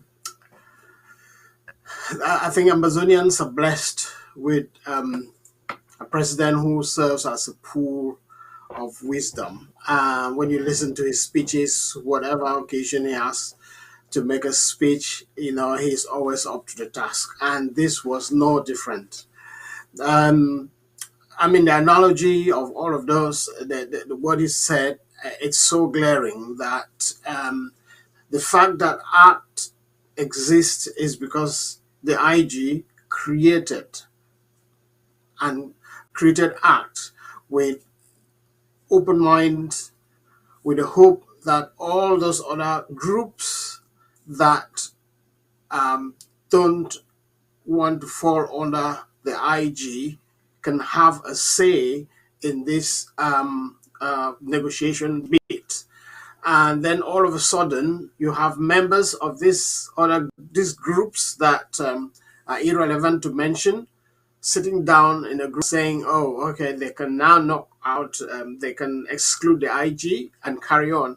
And this is the point the president is making very clearly. Without the IG, there will be no art. And so art members cannot go and sit down and say, "Oh, we would want to, exclude the IG." And he couldn't have said it any better.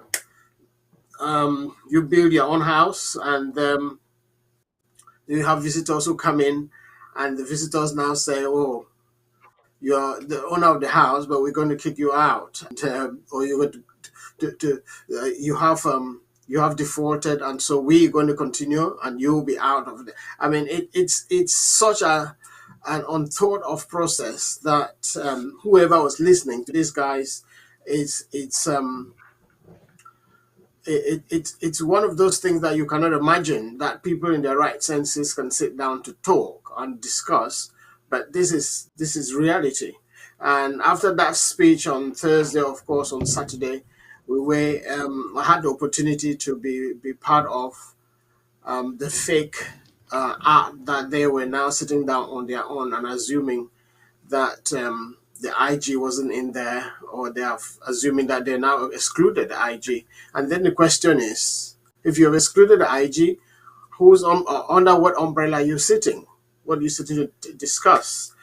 And the issue with these other organizations, I don't know what to call them, they're not organizations, groups of individuals in the name of frontline leaders, have this thought in their mind that to be relevant, you have to say something against the IG. And so every one of them tries for every opportunity to say something against the IG so that they can become relevant.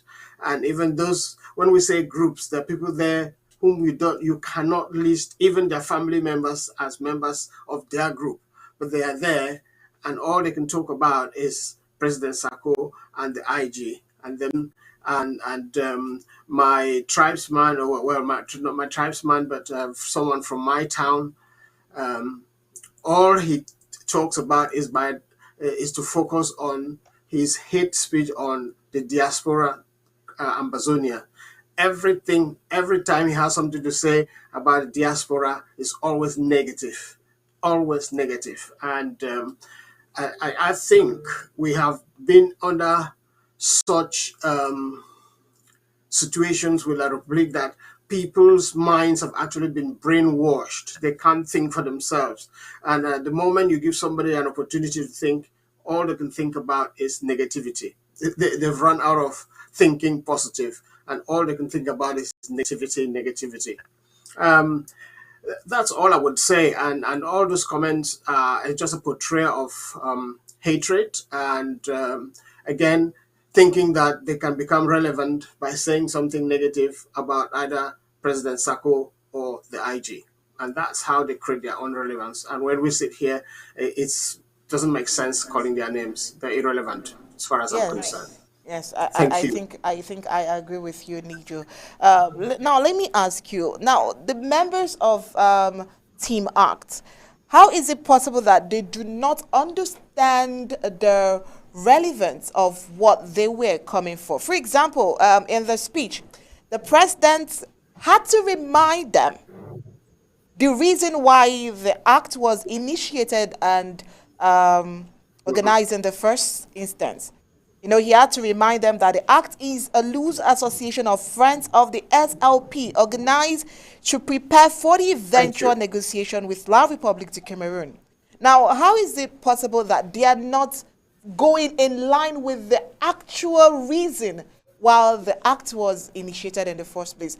How were they created? How come they want to talk about, at this point, they want to talk about defense, ghost towns, joint treasury, communication, and things that is aside the struggle? Why are they getting confused from the actual reason?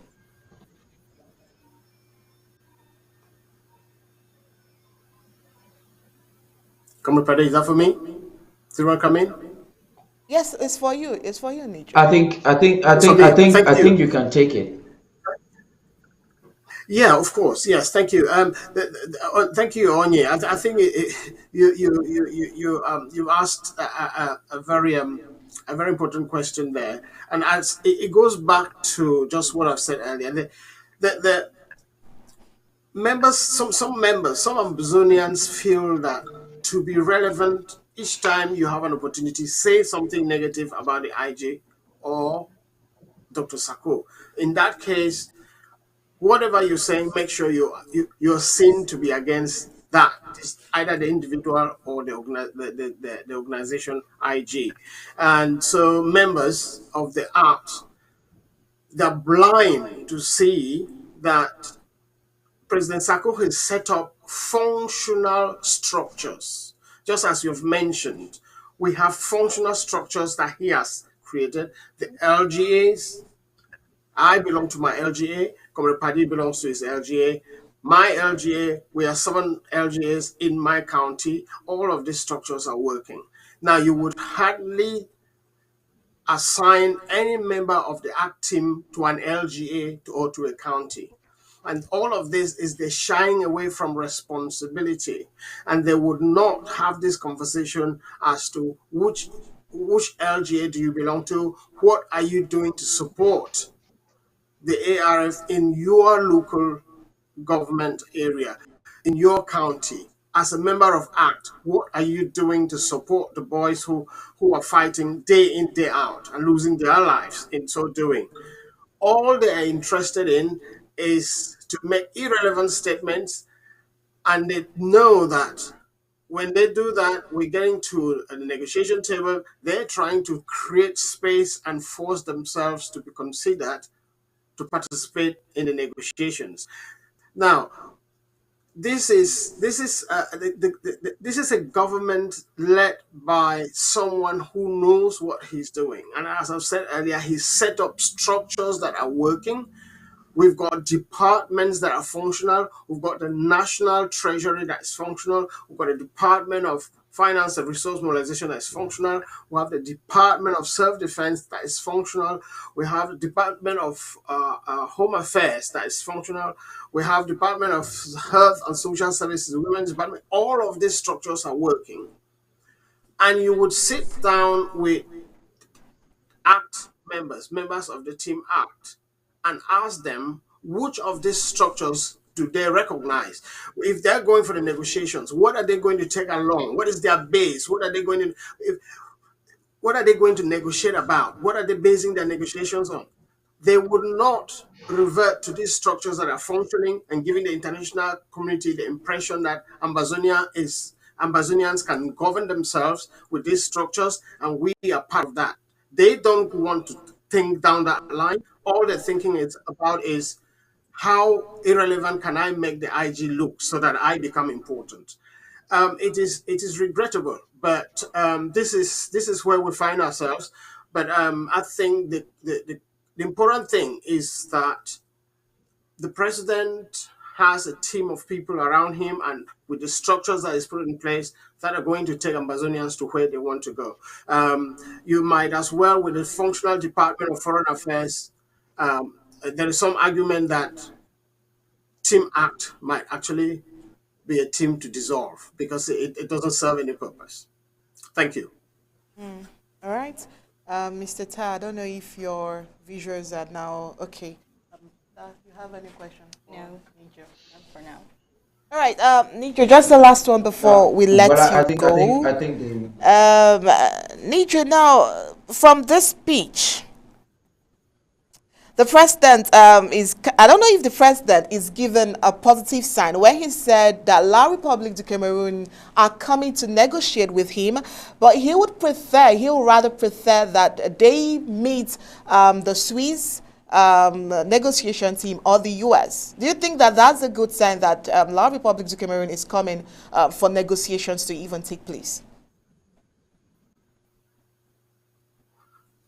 Right. If I got the question right,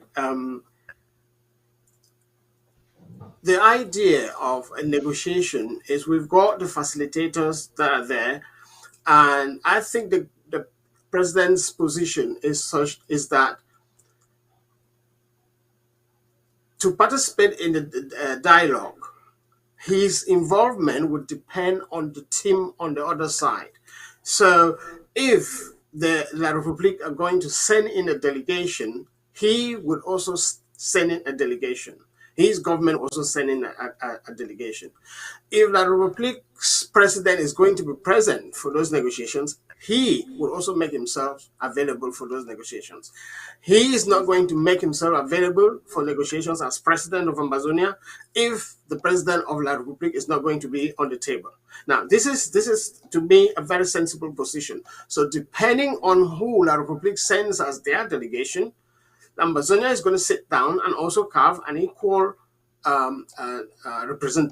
delegation from their own side to match what they're sending, what is in their team. So remember, when we met in 1961, the federation that was supposed to be formed between La République and Ambazonia was supposed to be, and the Southern Cameroons was supposed to be of equal status. So we are redressing this, and these negotiations are going to be at equal status, but we would carve our team depending on what La République sends. And I think it's a very fair position for the president to have taken. Thank you.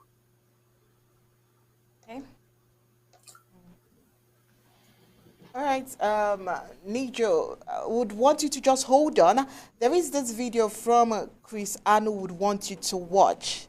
Just hold on, and would want you to react to that video right after this break.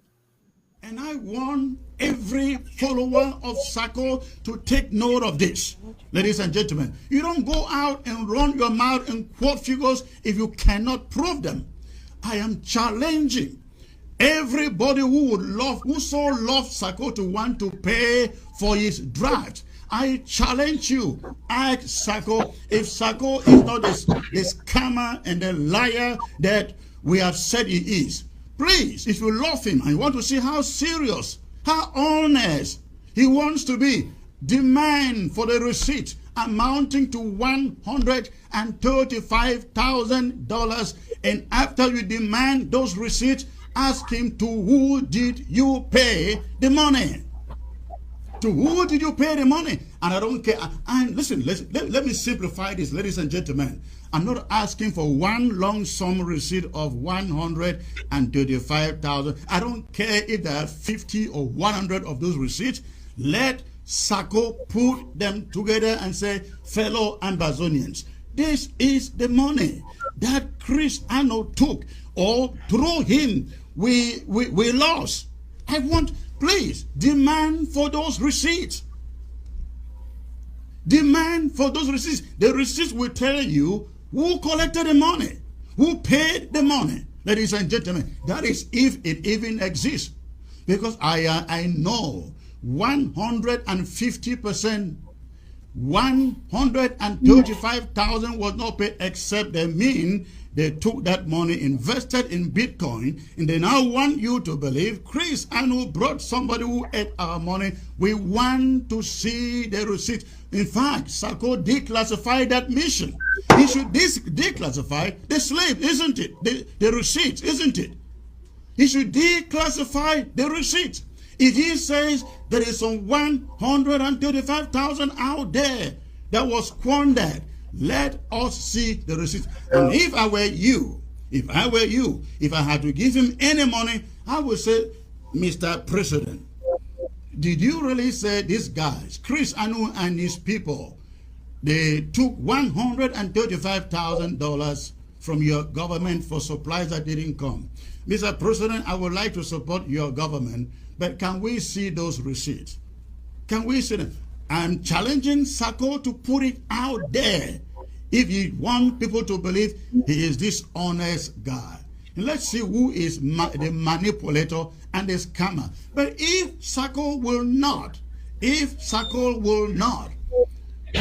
and gentlemen, just know that the same person putting out that information in that audio that came out yesterday talking about $135,000 is the same personality in Brazil, distributing churches and Bible schools and living in haunted houses. That is a challenge. Please, everybody out there, put that pressure. Ask Sako to produce the receipts of 135,000. You do not take 135,000, pay any person, and not keep receipts of it. We want to see the receipts. All right, Nijo. Now here we are with numbers, figures, and money. You know, Yeah, if you can hear me, I would like to I would like to say something there. Yeah, if you can hear me, Nijo, can you hear me? Yes, 5 on 5. Yes, don't bother about my video. I like to say something. I like to say something there before Nijo say whatever he's saying. I don't know what's happening with the videos. I think we'll have to rectify that after now. You see, there is something calling Damron's a fey man or 419. A man is someone who gives you another cash for money he requests, and then come say, give me a receipt of the money that is carrying my name. If Amazonians will not take this as a litmus, confirm a litmus test positive that Anu is a man and a very poor communicator, then I don't know what next. What Anu forgets is that there is a meeting that he affirms that he brought the deal for this person to take this money. He gave instructions as to where the money will be given, and then he told stakeholders in that meeting that it was a 419. Meaning that if we put that video, there is no argument in any court with his voice. Chris Anu affirming that the deal was with him. He has been communicating with the person. In that audio, Chris Anu, Giawan, they agreed that they took the money from the county chairs and LGs. The audio is there, recorded. All of a sudden, the poor communicator comes out, forgetting that he has a recorded video where he affirms, acknowledges that the money, as per his instructions, were paid in. We have to come back to say this because we realize that he has a vulnerable crowd, and he could be influencing those who have chosen to be vulnerable, because Chris Anu in the first place has never given to you any proof to substantiate on whatever he has said. Chris Anu knows what the government goes through, the method they use to give money to him and his brother Oliver in Lebialem. What Chris Anu, the fair man and the wicked man, is trying to say is that that method or that platform should be revealed to the public so that people will be victimized as to pay the root Chris Anu, the evidence we have is that you agreed in a Zoom meeting that you received the money and it was recorded. That's the evidence. If Nijo wishes to tell you how the money is given to them, it's unfortunate. The money is, and if Nijo wishes to say that, I'm not going to say that because we know how money is taken from one continent to another. And Chris Anu doesn't even know that the declassified Zoom meeting was recorded with his voice, affirming that he brought the deal, he gave the price, and they cashed in. That's unfortunate. There's an audio. I think I'm going to ask the authority of the vice president and the president, and we will release the audio by tomorrow, publicly, with Chris Anu affirming that he brought the deal and the money was paid to the person he instructed that we pay. So a 419er comes now to tell Ambazonians that they should show a receipt in his name. How many people in the government have received money with their names? You understand? But at least he fails to understand that there is an audio. I think I'm going to talk with the president and the vice president tonight. That audio should be released tomorrow publicly. Thank you. Go ahead, Nijo. Thank you, Comrade Paddy. I think in hindsight, since I knew President Sako, in hindsight, to have appointed that gentleman as Secretary of State of Communication, I think that was one of the mistakes that President Sako has made all his life in office. Because listening, I mean, you remember our code language in this newsroom, yes? There's 5 fingers. Say, you choose who you listen to. You don't listen to everybody. It is really embarrassing to know that this gentleman served Ambazonians as Secretary of State of Communication. Within the last 6 months, he's lost every iota of respect that he had gained through President Sako by his own utterances, public utterances.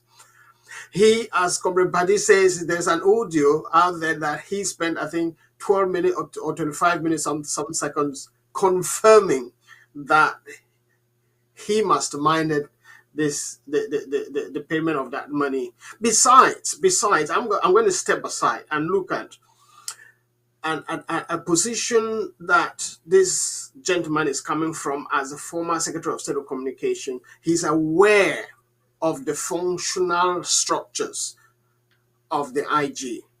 He is aware of the structures that Dr. Sako has put in place. That you remember when the court thing was issued, the court summons were issued, he went on air several times and said that it was Dr. Sako who has been moved from office that has sued them. He has no collection that there are structures. He's a very legal man. You know, Nijo, I'm not interrupting you, but he is kind of dull. We have all the structures in place. Yes, Comrade Paddy. That's what I'm saying. That I think it's one of the regrettable decisions in hindsight that the president must be biting himself now and saying, how did I appoint this gentleman Secretary of State of Communication when he does not know how my government functions? He does not know that this project that this money was meant for was not run by the president. It was the former Vice President Abongwa, my tribesperson, and the fake Bishop John Egwayam, who these were the 2 people running those projects. And so instead of him asking them to produce the receipts, he spends, how long was that audio? 3, 4, 5 minutes? That thing you've just played, the clip you have just played. He spends all that time. 3 minutes. He spends all that time asking the president to produce receipts where he knows how this government functions. He knows the structures that are in place and how those structures function. You would have thought that he would know that President Sako wasn't directly involved or has not been directly involved with any money in this government for over the years that he has been in power. You would have thought that his former Secretary of State of Communication would know that.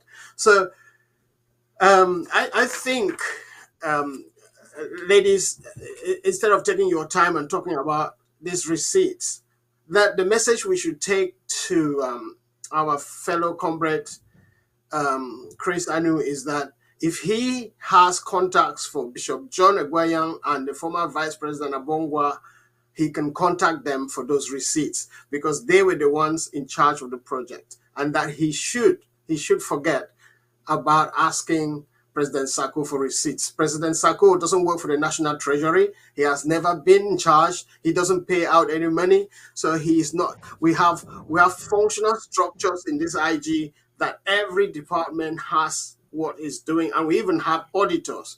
If he wants receipts, maybe he can hold on when the auditors sit. He might produce some receipts to show him how the money was paid out of the treasury and who signed it out.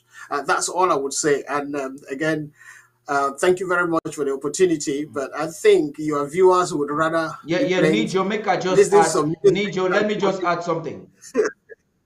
Nijo, yeah, of course. Let me add something, please. You girls, just give me a few seconds.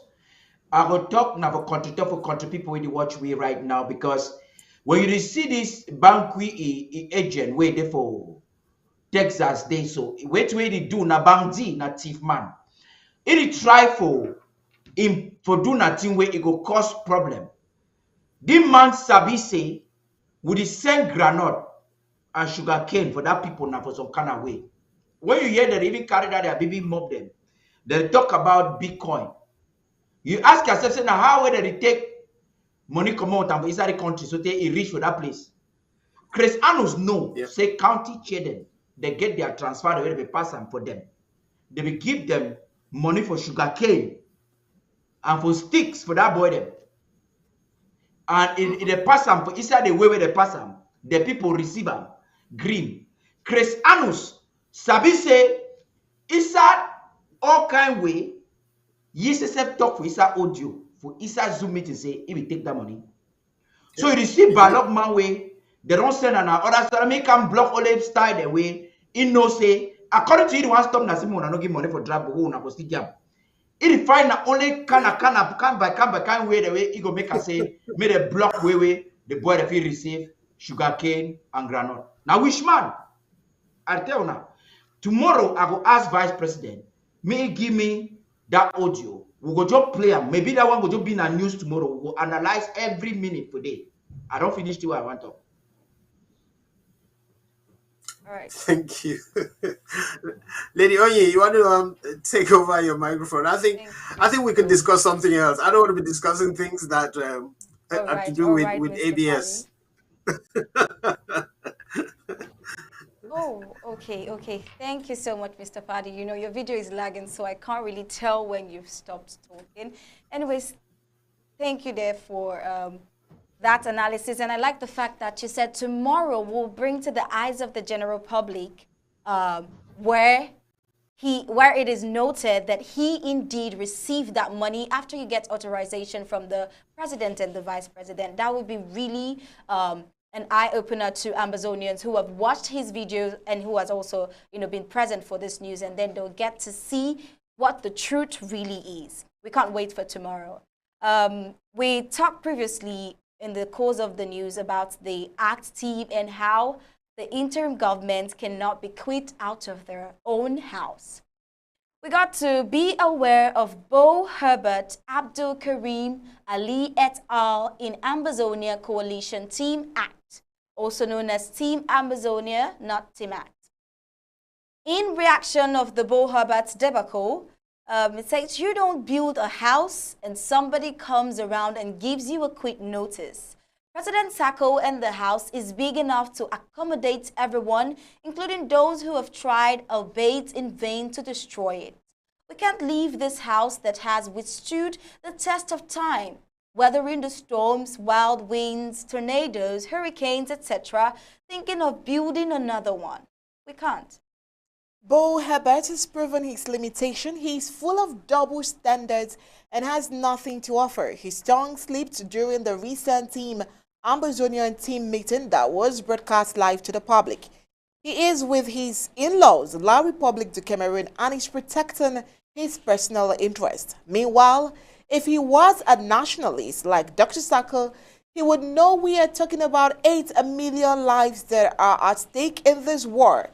Over 40,000 who have died already, over 500 villages razed down to ashes, hundreds of thousands in exile and in refugee camps, all because of the cruel genocidal La Republique Cameroon regime. It is high time Bo is reminded that our freedom quest is bigger than anyone's personal ego. Judging from Bo's egocentric tendencies, which seem above the Ambazonian freedom quest, one can consider him without fear of favor a traitor, and his stepping out from Team Ambazonia, which is well focused on total independence, will be highly welcomed. Some other school of thought believes that Bo Herbert is an opportunist. Now, this is what we should know about our Abdul Karim Ali, also known as the Muslim scholar. It is a known fact that Barrister Fruit John Nso helped brought Abdul Karim Ali to the limelight. But La Republique du Cameroon took him over and finally destroyed him. Let's look at the circumstances. For the records, Abdul Karim Ali was kidnapped at the Swiss embassy and taken to Secretariat d'État à la Défense, SCD Yaoundé, while in SCD, an Anglophone military general was assigned to panel beat him to submission, or should I say surrender. He was told that they could jail him as they had done to Ayuk Tabe et al. However, they assured him that they weren't going to do that to him. They would free him and no one would disturb him wherever he is, even in Bamenda. That's why he is free to talk and move everywhere unperturbed. If anyone denies the above, let him or her ask Abdul Karim Ali to tell us how he managed to find himself meeting the Pope's representatives in Bamenda. Let Abdul Karim Ali deny that he didn't tell the Pope's representatives in the presence of Mr. Ngonga Ferdinand, Mosaino Andrew Nkier, Mr. Atanga Nji, etc., that our people no longer want a country Ambazonia of their own, but want some federation with La Republique du Cameroon. Lest I forget, among those who have the same lizias per se like him are Mrs. Regina Mundi, Mr. John Fundi, Professor Martin Chair, and so many others.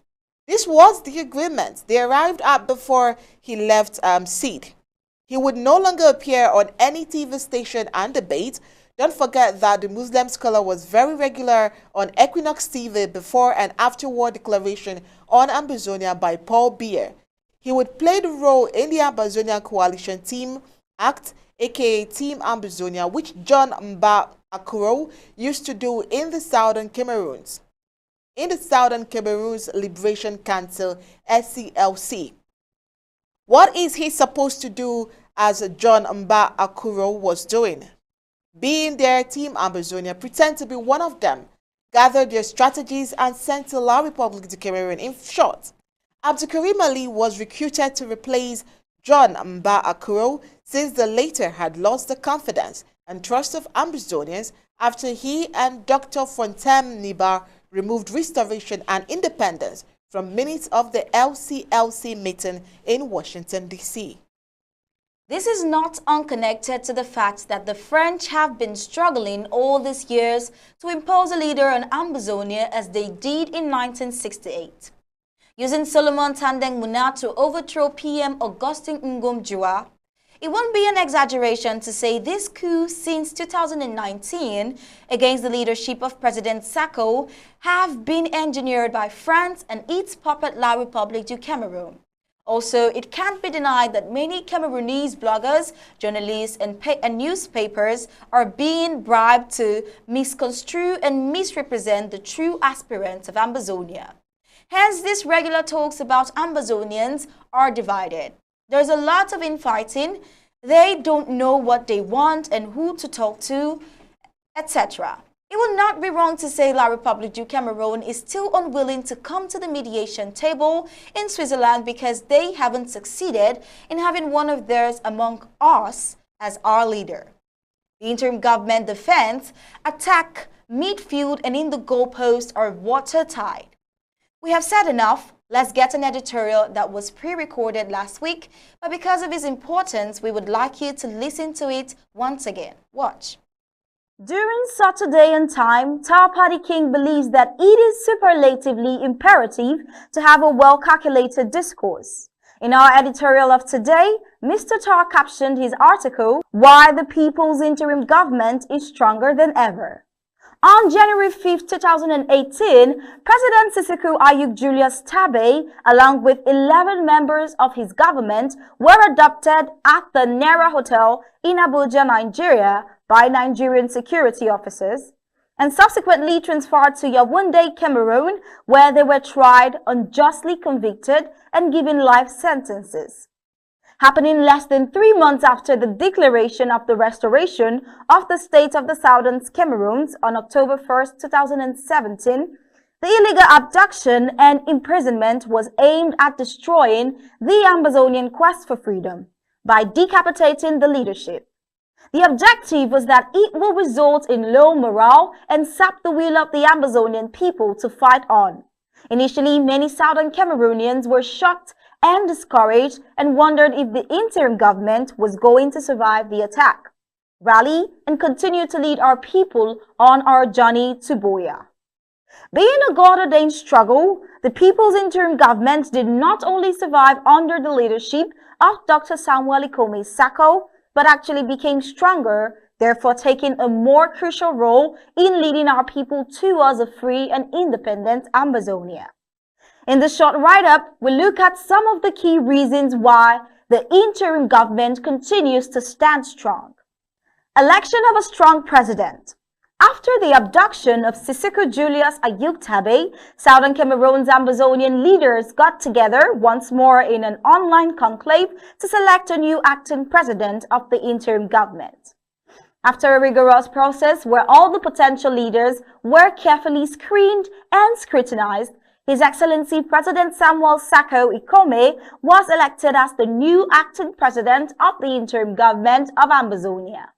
Exhibiting a strong sense of patriotism, courage, and iron determination, Dr. Samuel Ikome Sako was by an overwhelming majority entrusted with the leadership of our noble struggle. Having inherited a government where most of the members were currently behind bars and much of its operations and funding disrupted, it took real determination and hard work to get the government institutions working again. Dealing with an escalating war on the grounds, a growing refugee population, and millions of internally displaced persons, it took the strong and resolute leadership of our current president, His Excellency Dr. Samuel Ikome Sako, to stabilize the situation and inspire our people to continue to fight on. The recent attempts by certain elements of the interim government to create a parallel government and create chaos and confusion amongst our people has also failed, as the interim government has remained strong and resolute. Strong institutions within the interim government. As a responsive government, the interim government has worked closely with Ambazonian citizens, representatives, and stakeholders to create strong institutions to provide checks and balances in government, and to increase the participation of ordinary Ambazonians in decision-making processes. The introduction of counties and local government areas, LGAs, since 2019 also led to increased participation of our people in the struggle, with resource mobilization efforts focused mostly at the county and LGA level. Funding and donations have gone up, as counties and local government areas make more and more decisions about some aspects of their defense. Also, with the installation of the new House of Representatives, we finally have an active and vibrant legislative branch that is playing an increasing role in the struggle. The election of Dr. Winnie Lobati as the pioneer Speaker of the House of Representatives has also strengthened the interim government by making sure that decisions made in the House are done by delegates duly elected from the various counties and local government areas. Along with a vibrant Judicial and Ethics Committee for additional checks and balances, the Ambazonian people under the interim government have shown the world that we are a mature people who are capable of managing our own state as well as becoming a responsible member of the international community. Participation of Ambazonian women. Mao Zedong, the great Chinese leader and architect of modern-day China, used to say that women control half of the sky. This statement was in reference to the critical role that women played during the Chinese Revolution. Under the leadership of Dr. Patience Abiedu, the Secretary for Women's Affairs of the interim government, we have seen the participation of our women increase as they play more and more important roles in the struggle. The election of Dr. Winnie Lobati as the new Speaker of the House of Representatives is also a case in point to emphasize the important role that women are playing in the struggle. The role of a woman too on the ground. Takumbeng was critical in the launching of the first mass protest movement against the occupational regime of Yaoundé. In fact, the historic September 22, 2017 march that saw millions of our people from all the cities and villages of Ambazonia come out to march peacefully was organized and led by our women. Many of the marches as well in the diaspora at the United Nations, the White House, foreign embassies and diplomatic missions were also led by our women, with a strong involvement of the Department of Women's Affairs. The level of participation of our women, therefore, in the interim government continues to make the interim government very strong, in spite of all the efforts at sabotage and infiltration. Diplomatic accomplishments. Diplomacy is generally quiet. So many Ambazonians may not know that the interim government, led by Dr. Samuel Sako, has been making great strides on the diplomatic arena, as well as in our advocacy. Having built a platform, Ambazonia Coalition Team Act, for Ambazonian leaders in anticipation of negotiations as mandated by the international community via the Swiss process. The interim government is ready more than ever to lead any efforts towards a settlement agreement with Cameroon where our fundamental rights to self-determination and statehood are guaranteed. The recent bill passed by the United States Congress granting temporary protective status to Southern Cameroonians refugees in the U.S. was also due to the relentless lobbying carried out by the interim government and other relevant stakeholders. The enemy thought that by abducting our leaders from Nigeria and imprisoning them in Yaoundé, they were going to, by this act, break the will of our people. They have failed woefully, so all Ambazonians are therefore called upon to remain steadfast and to stand by the interim government led by Dr. Samuel Ikome Sako in our resolute march to Buea. That was where he ended, and that's where we end our editorial for today. If you want to enjoy more of such beautiful articles, kindly visit our website at www.abcambatv.com for more. Subscribe and become a club member. Today, once again, I would like to exceptionally take you through our payment methods so that you can be a part of this winning strategy. It's simple. ABC Amba TV payment channels, Cash App telephone, +1240 486 8768. Hashtag $Amba ABC. Zelle, Ambazonian Broadcasting Corporation, telephone +1240 486 8768. PayPal, payments at abcambatv.com. UK bank account, account holder, Ambazonia Broadcasting Corporation, sort code 231470. Account number 22990885. IBAN GB25TRWI 23147022990885. Europe account, account holder, Ambazonia Broadcasting Corporation, BIC TRWI BEB1XXX, IBAN BE42 9673-0934-1854. Australia Bank account, account holder, Ambazonia Broadcasting Corporation, DSB code 802985. Account number 211040023. Canadian Bank account, account holder, Ambazonia Broadcasting Corporation, institution number 621. Account number 2001102861448. Transit number 16001. New Zealand account, account holder, Ambazonia Broadcasting Corporation, account number 04202101042037. Thank you for your donations. I am Star Smart reporting for Undaunted ABC Amba News.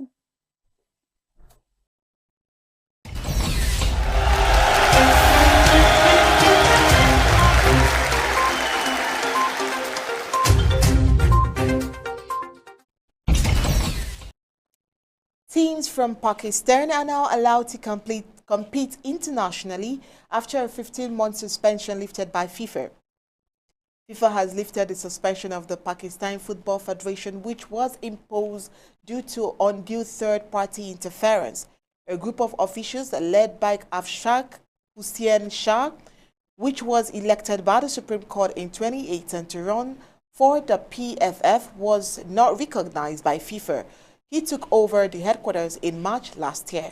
They had seized control from FIFA's normalization committee headed by Haroon Malik, with Shah saying the committee had not conducted elections for the body in the 18 months since it took charge. FIFA suspended the PFF due to the hostile takeover, but said on Thursday in a statement that it now had confirmation the committee had regained full control of the PFF's premises and was in a position to manage its finances. Gab Ellison has more. Latest world sports. Football. FIFA lifts suspension of Pakistan Football Federation. Teams from Pakistan now allowed to compete internationally after 15-month suspension lifted by FIFA. FIFA has lifted the suspension of the Pakistan Football Federation, which was imposed due to undue third-party interference. A group of officials led by Ashfaq Hussain Shah, which was elected by the Supreme Court in 2018 to run the PFF but was not recognized by FIFA, took over the headquarters in March last year. They had seized control from FIFA's normalization committee headed by Haroon Malik, with Shah saying the committee had not conducted elections for the body in the 18 months since it took charge. FIFA suspended the PFF due to the hostile takeover, but said on Thursday in a statement that it now had confirmation the committee had regained full control of the PFF's premises and was in position to manage its finances. The PFF was informed that any undue interference in its affairs or action that could hinder the fulfillment of the mandate of the normalization committee might lead to the PFF being suspended again and or the imposition of other sanctions provided for in the FIFA statutes. FIFA added a statement as the deadline by which the normalization committee was required to fulfill its mandate, 30th June 2022, is now no longer realistic. The Bureau of the FIFA Council has also decided to extend the committee's mandate until 30th June 2023 at the latest. Tennis. Wimbledon rising star Jannik Sinner sees off Carlos Alcaraz to reach last 8. Rising star Jannik Sinner produced an impressive all-round display to see off 5th seed Carlos Alcaraz and reach the Wimbledon quarterfinals. Both of these young players are seen as being among the best prospects in the men's game, but it was Italian 10th seed Sinner, 20, who shone brighter here. He served and returned superbly to triumph 6-1, 6-4, 6-7, 8-10, 6-3. Sinner could face Novak Djokovic next if the top seed gets past Tim van Rijthoven in his 4th round match. The defending champion and the Dutch world number 104 meet in the final match of the day on center court. On this evidence, Sinner will be a tough opponent for anyone at these championships. His big serve gave him a solid foundation, and some fierce returns from either flank put him in control against Alcaraz early on. The highly rated Spanish teenager still put in a typically tenacious performance and saved 2 match points in a third set tiebreak, which he eventually won 10-8. Sinner seemed to lose confidence at the start of the fourth set, but he soon recovered his composure and held his nerve too, saving 3 break points from 0-40 to move 4-1 up. Alcaraz did not give up and saved 3 more match points before Sinner finally found a way to finish off a compelling encounter and reach the quarterfinals at the All England Club for the first time. Gab Ellison reporting for Undaunted, ABC Amba News.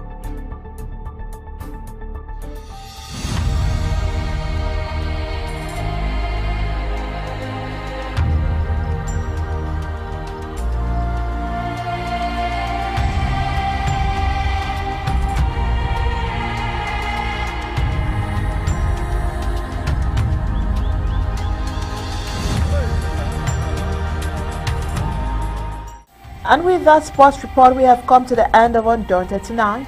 But before we go, here is a recap of our major stories. NATO has officially declared Russia a significant and direct threat to members' peace and security. Colonial military has rounded up Christians of Mount Zion Church for hoisting Ambazonian flag. We ask today if Honorable Joshua O.C. can stop the independence of Ambazonia. Beware of Bo Herbert, Abdul Karim Ali et al. In Ambazonian's coalition team, ACT, also known as Team Ambazonia, not Team ACT. Today, we gave an in-depth analysis on the president's speech during the Ambazonian Coalition Team ACT conference. We also looked at the Ambazonian Restoration Forces ban on Colonial La Republique du Cameroon's checkpoint as it goes into effect at the home front. Today, we asked closely again the women, the liberation movement, and negotiations. And in sports, we told you that FIFA has lifted the suspension of Pakistan Football Federation.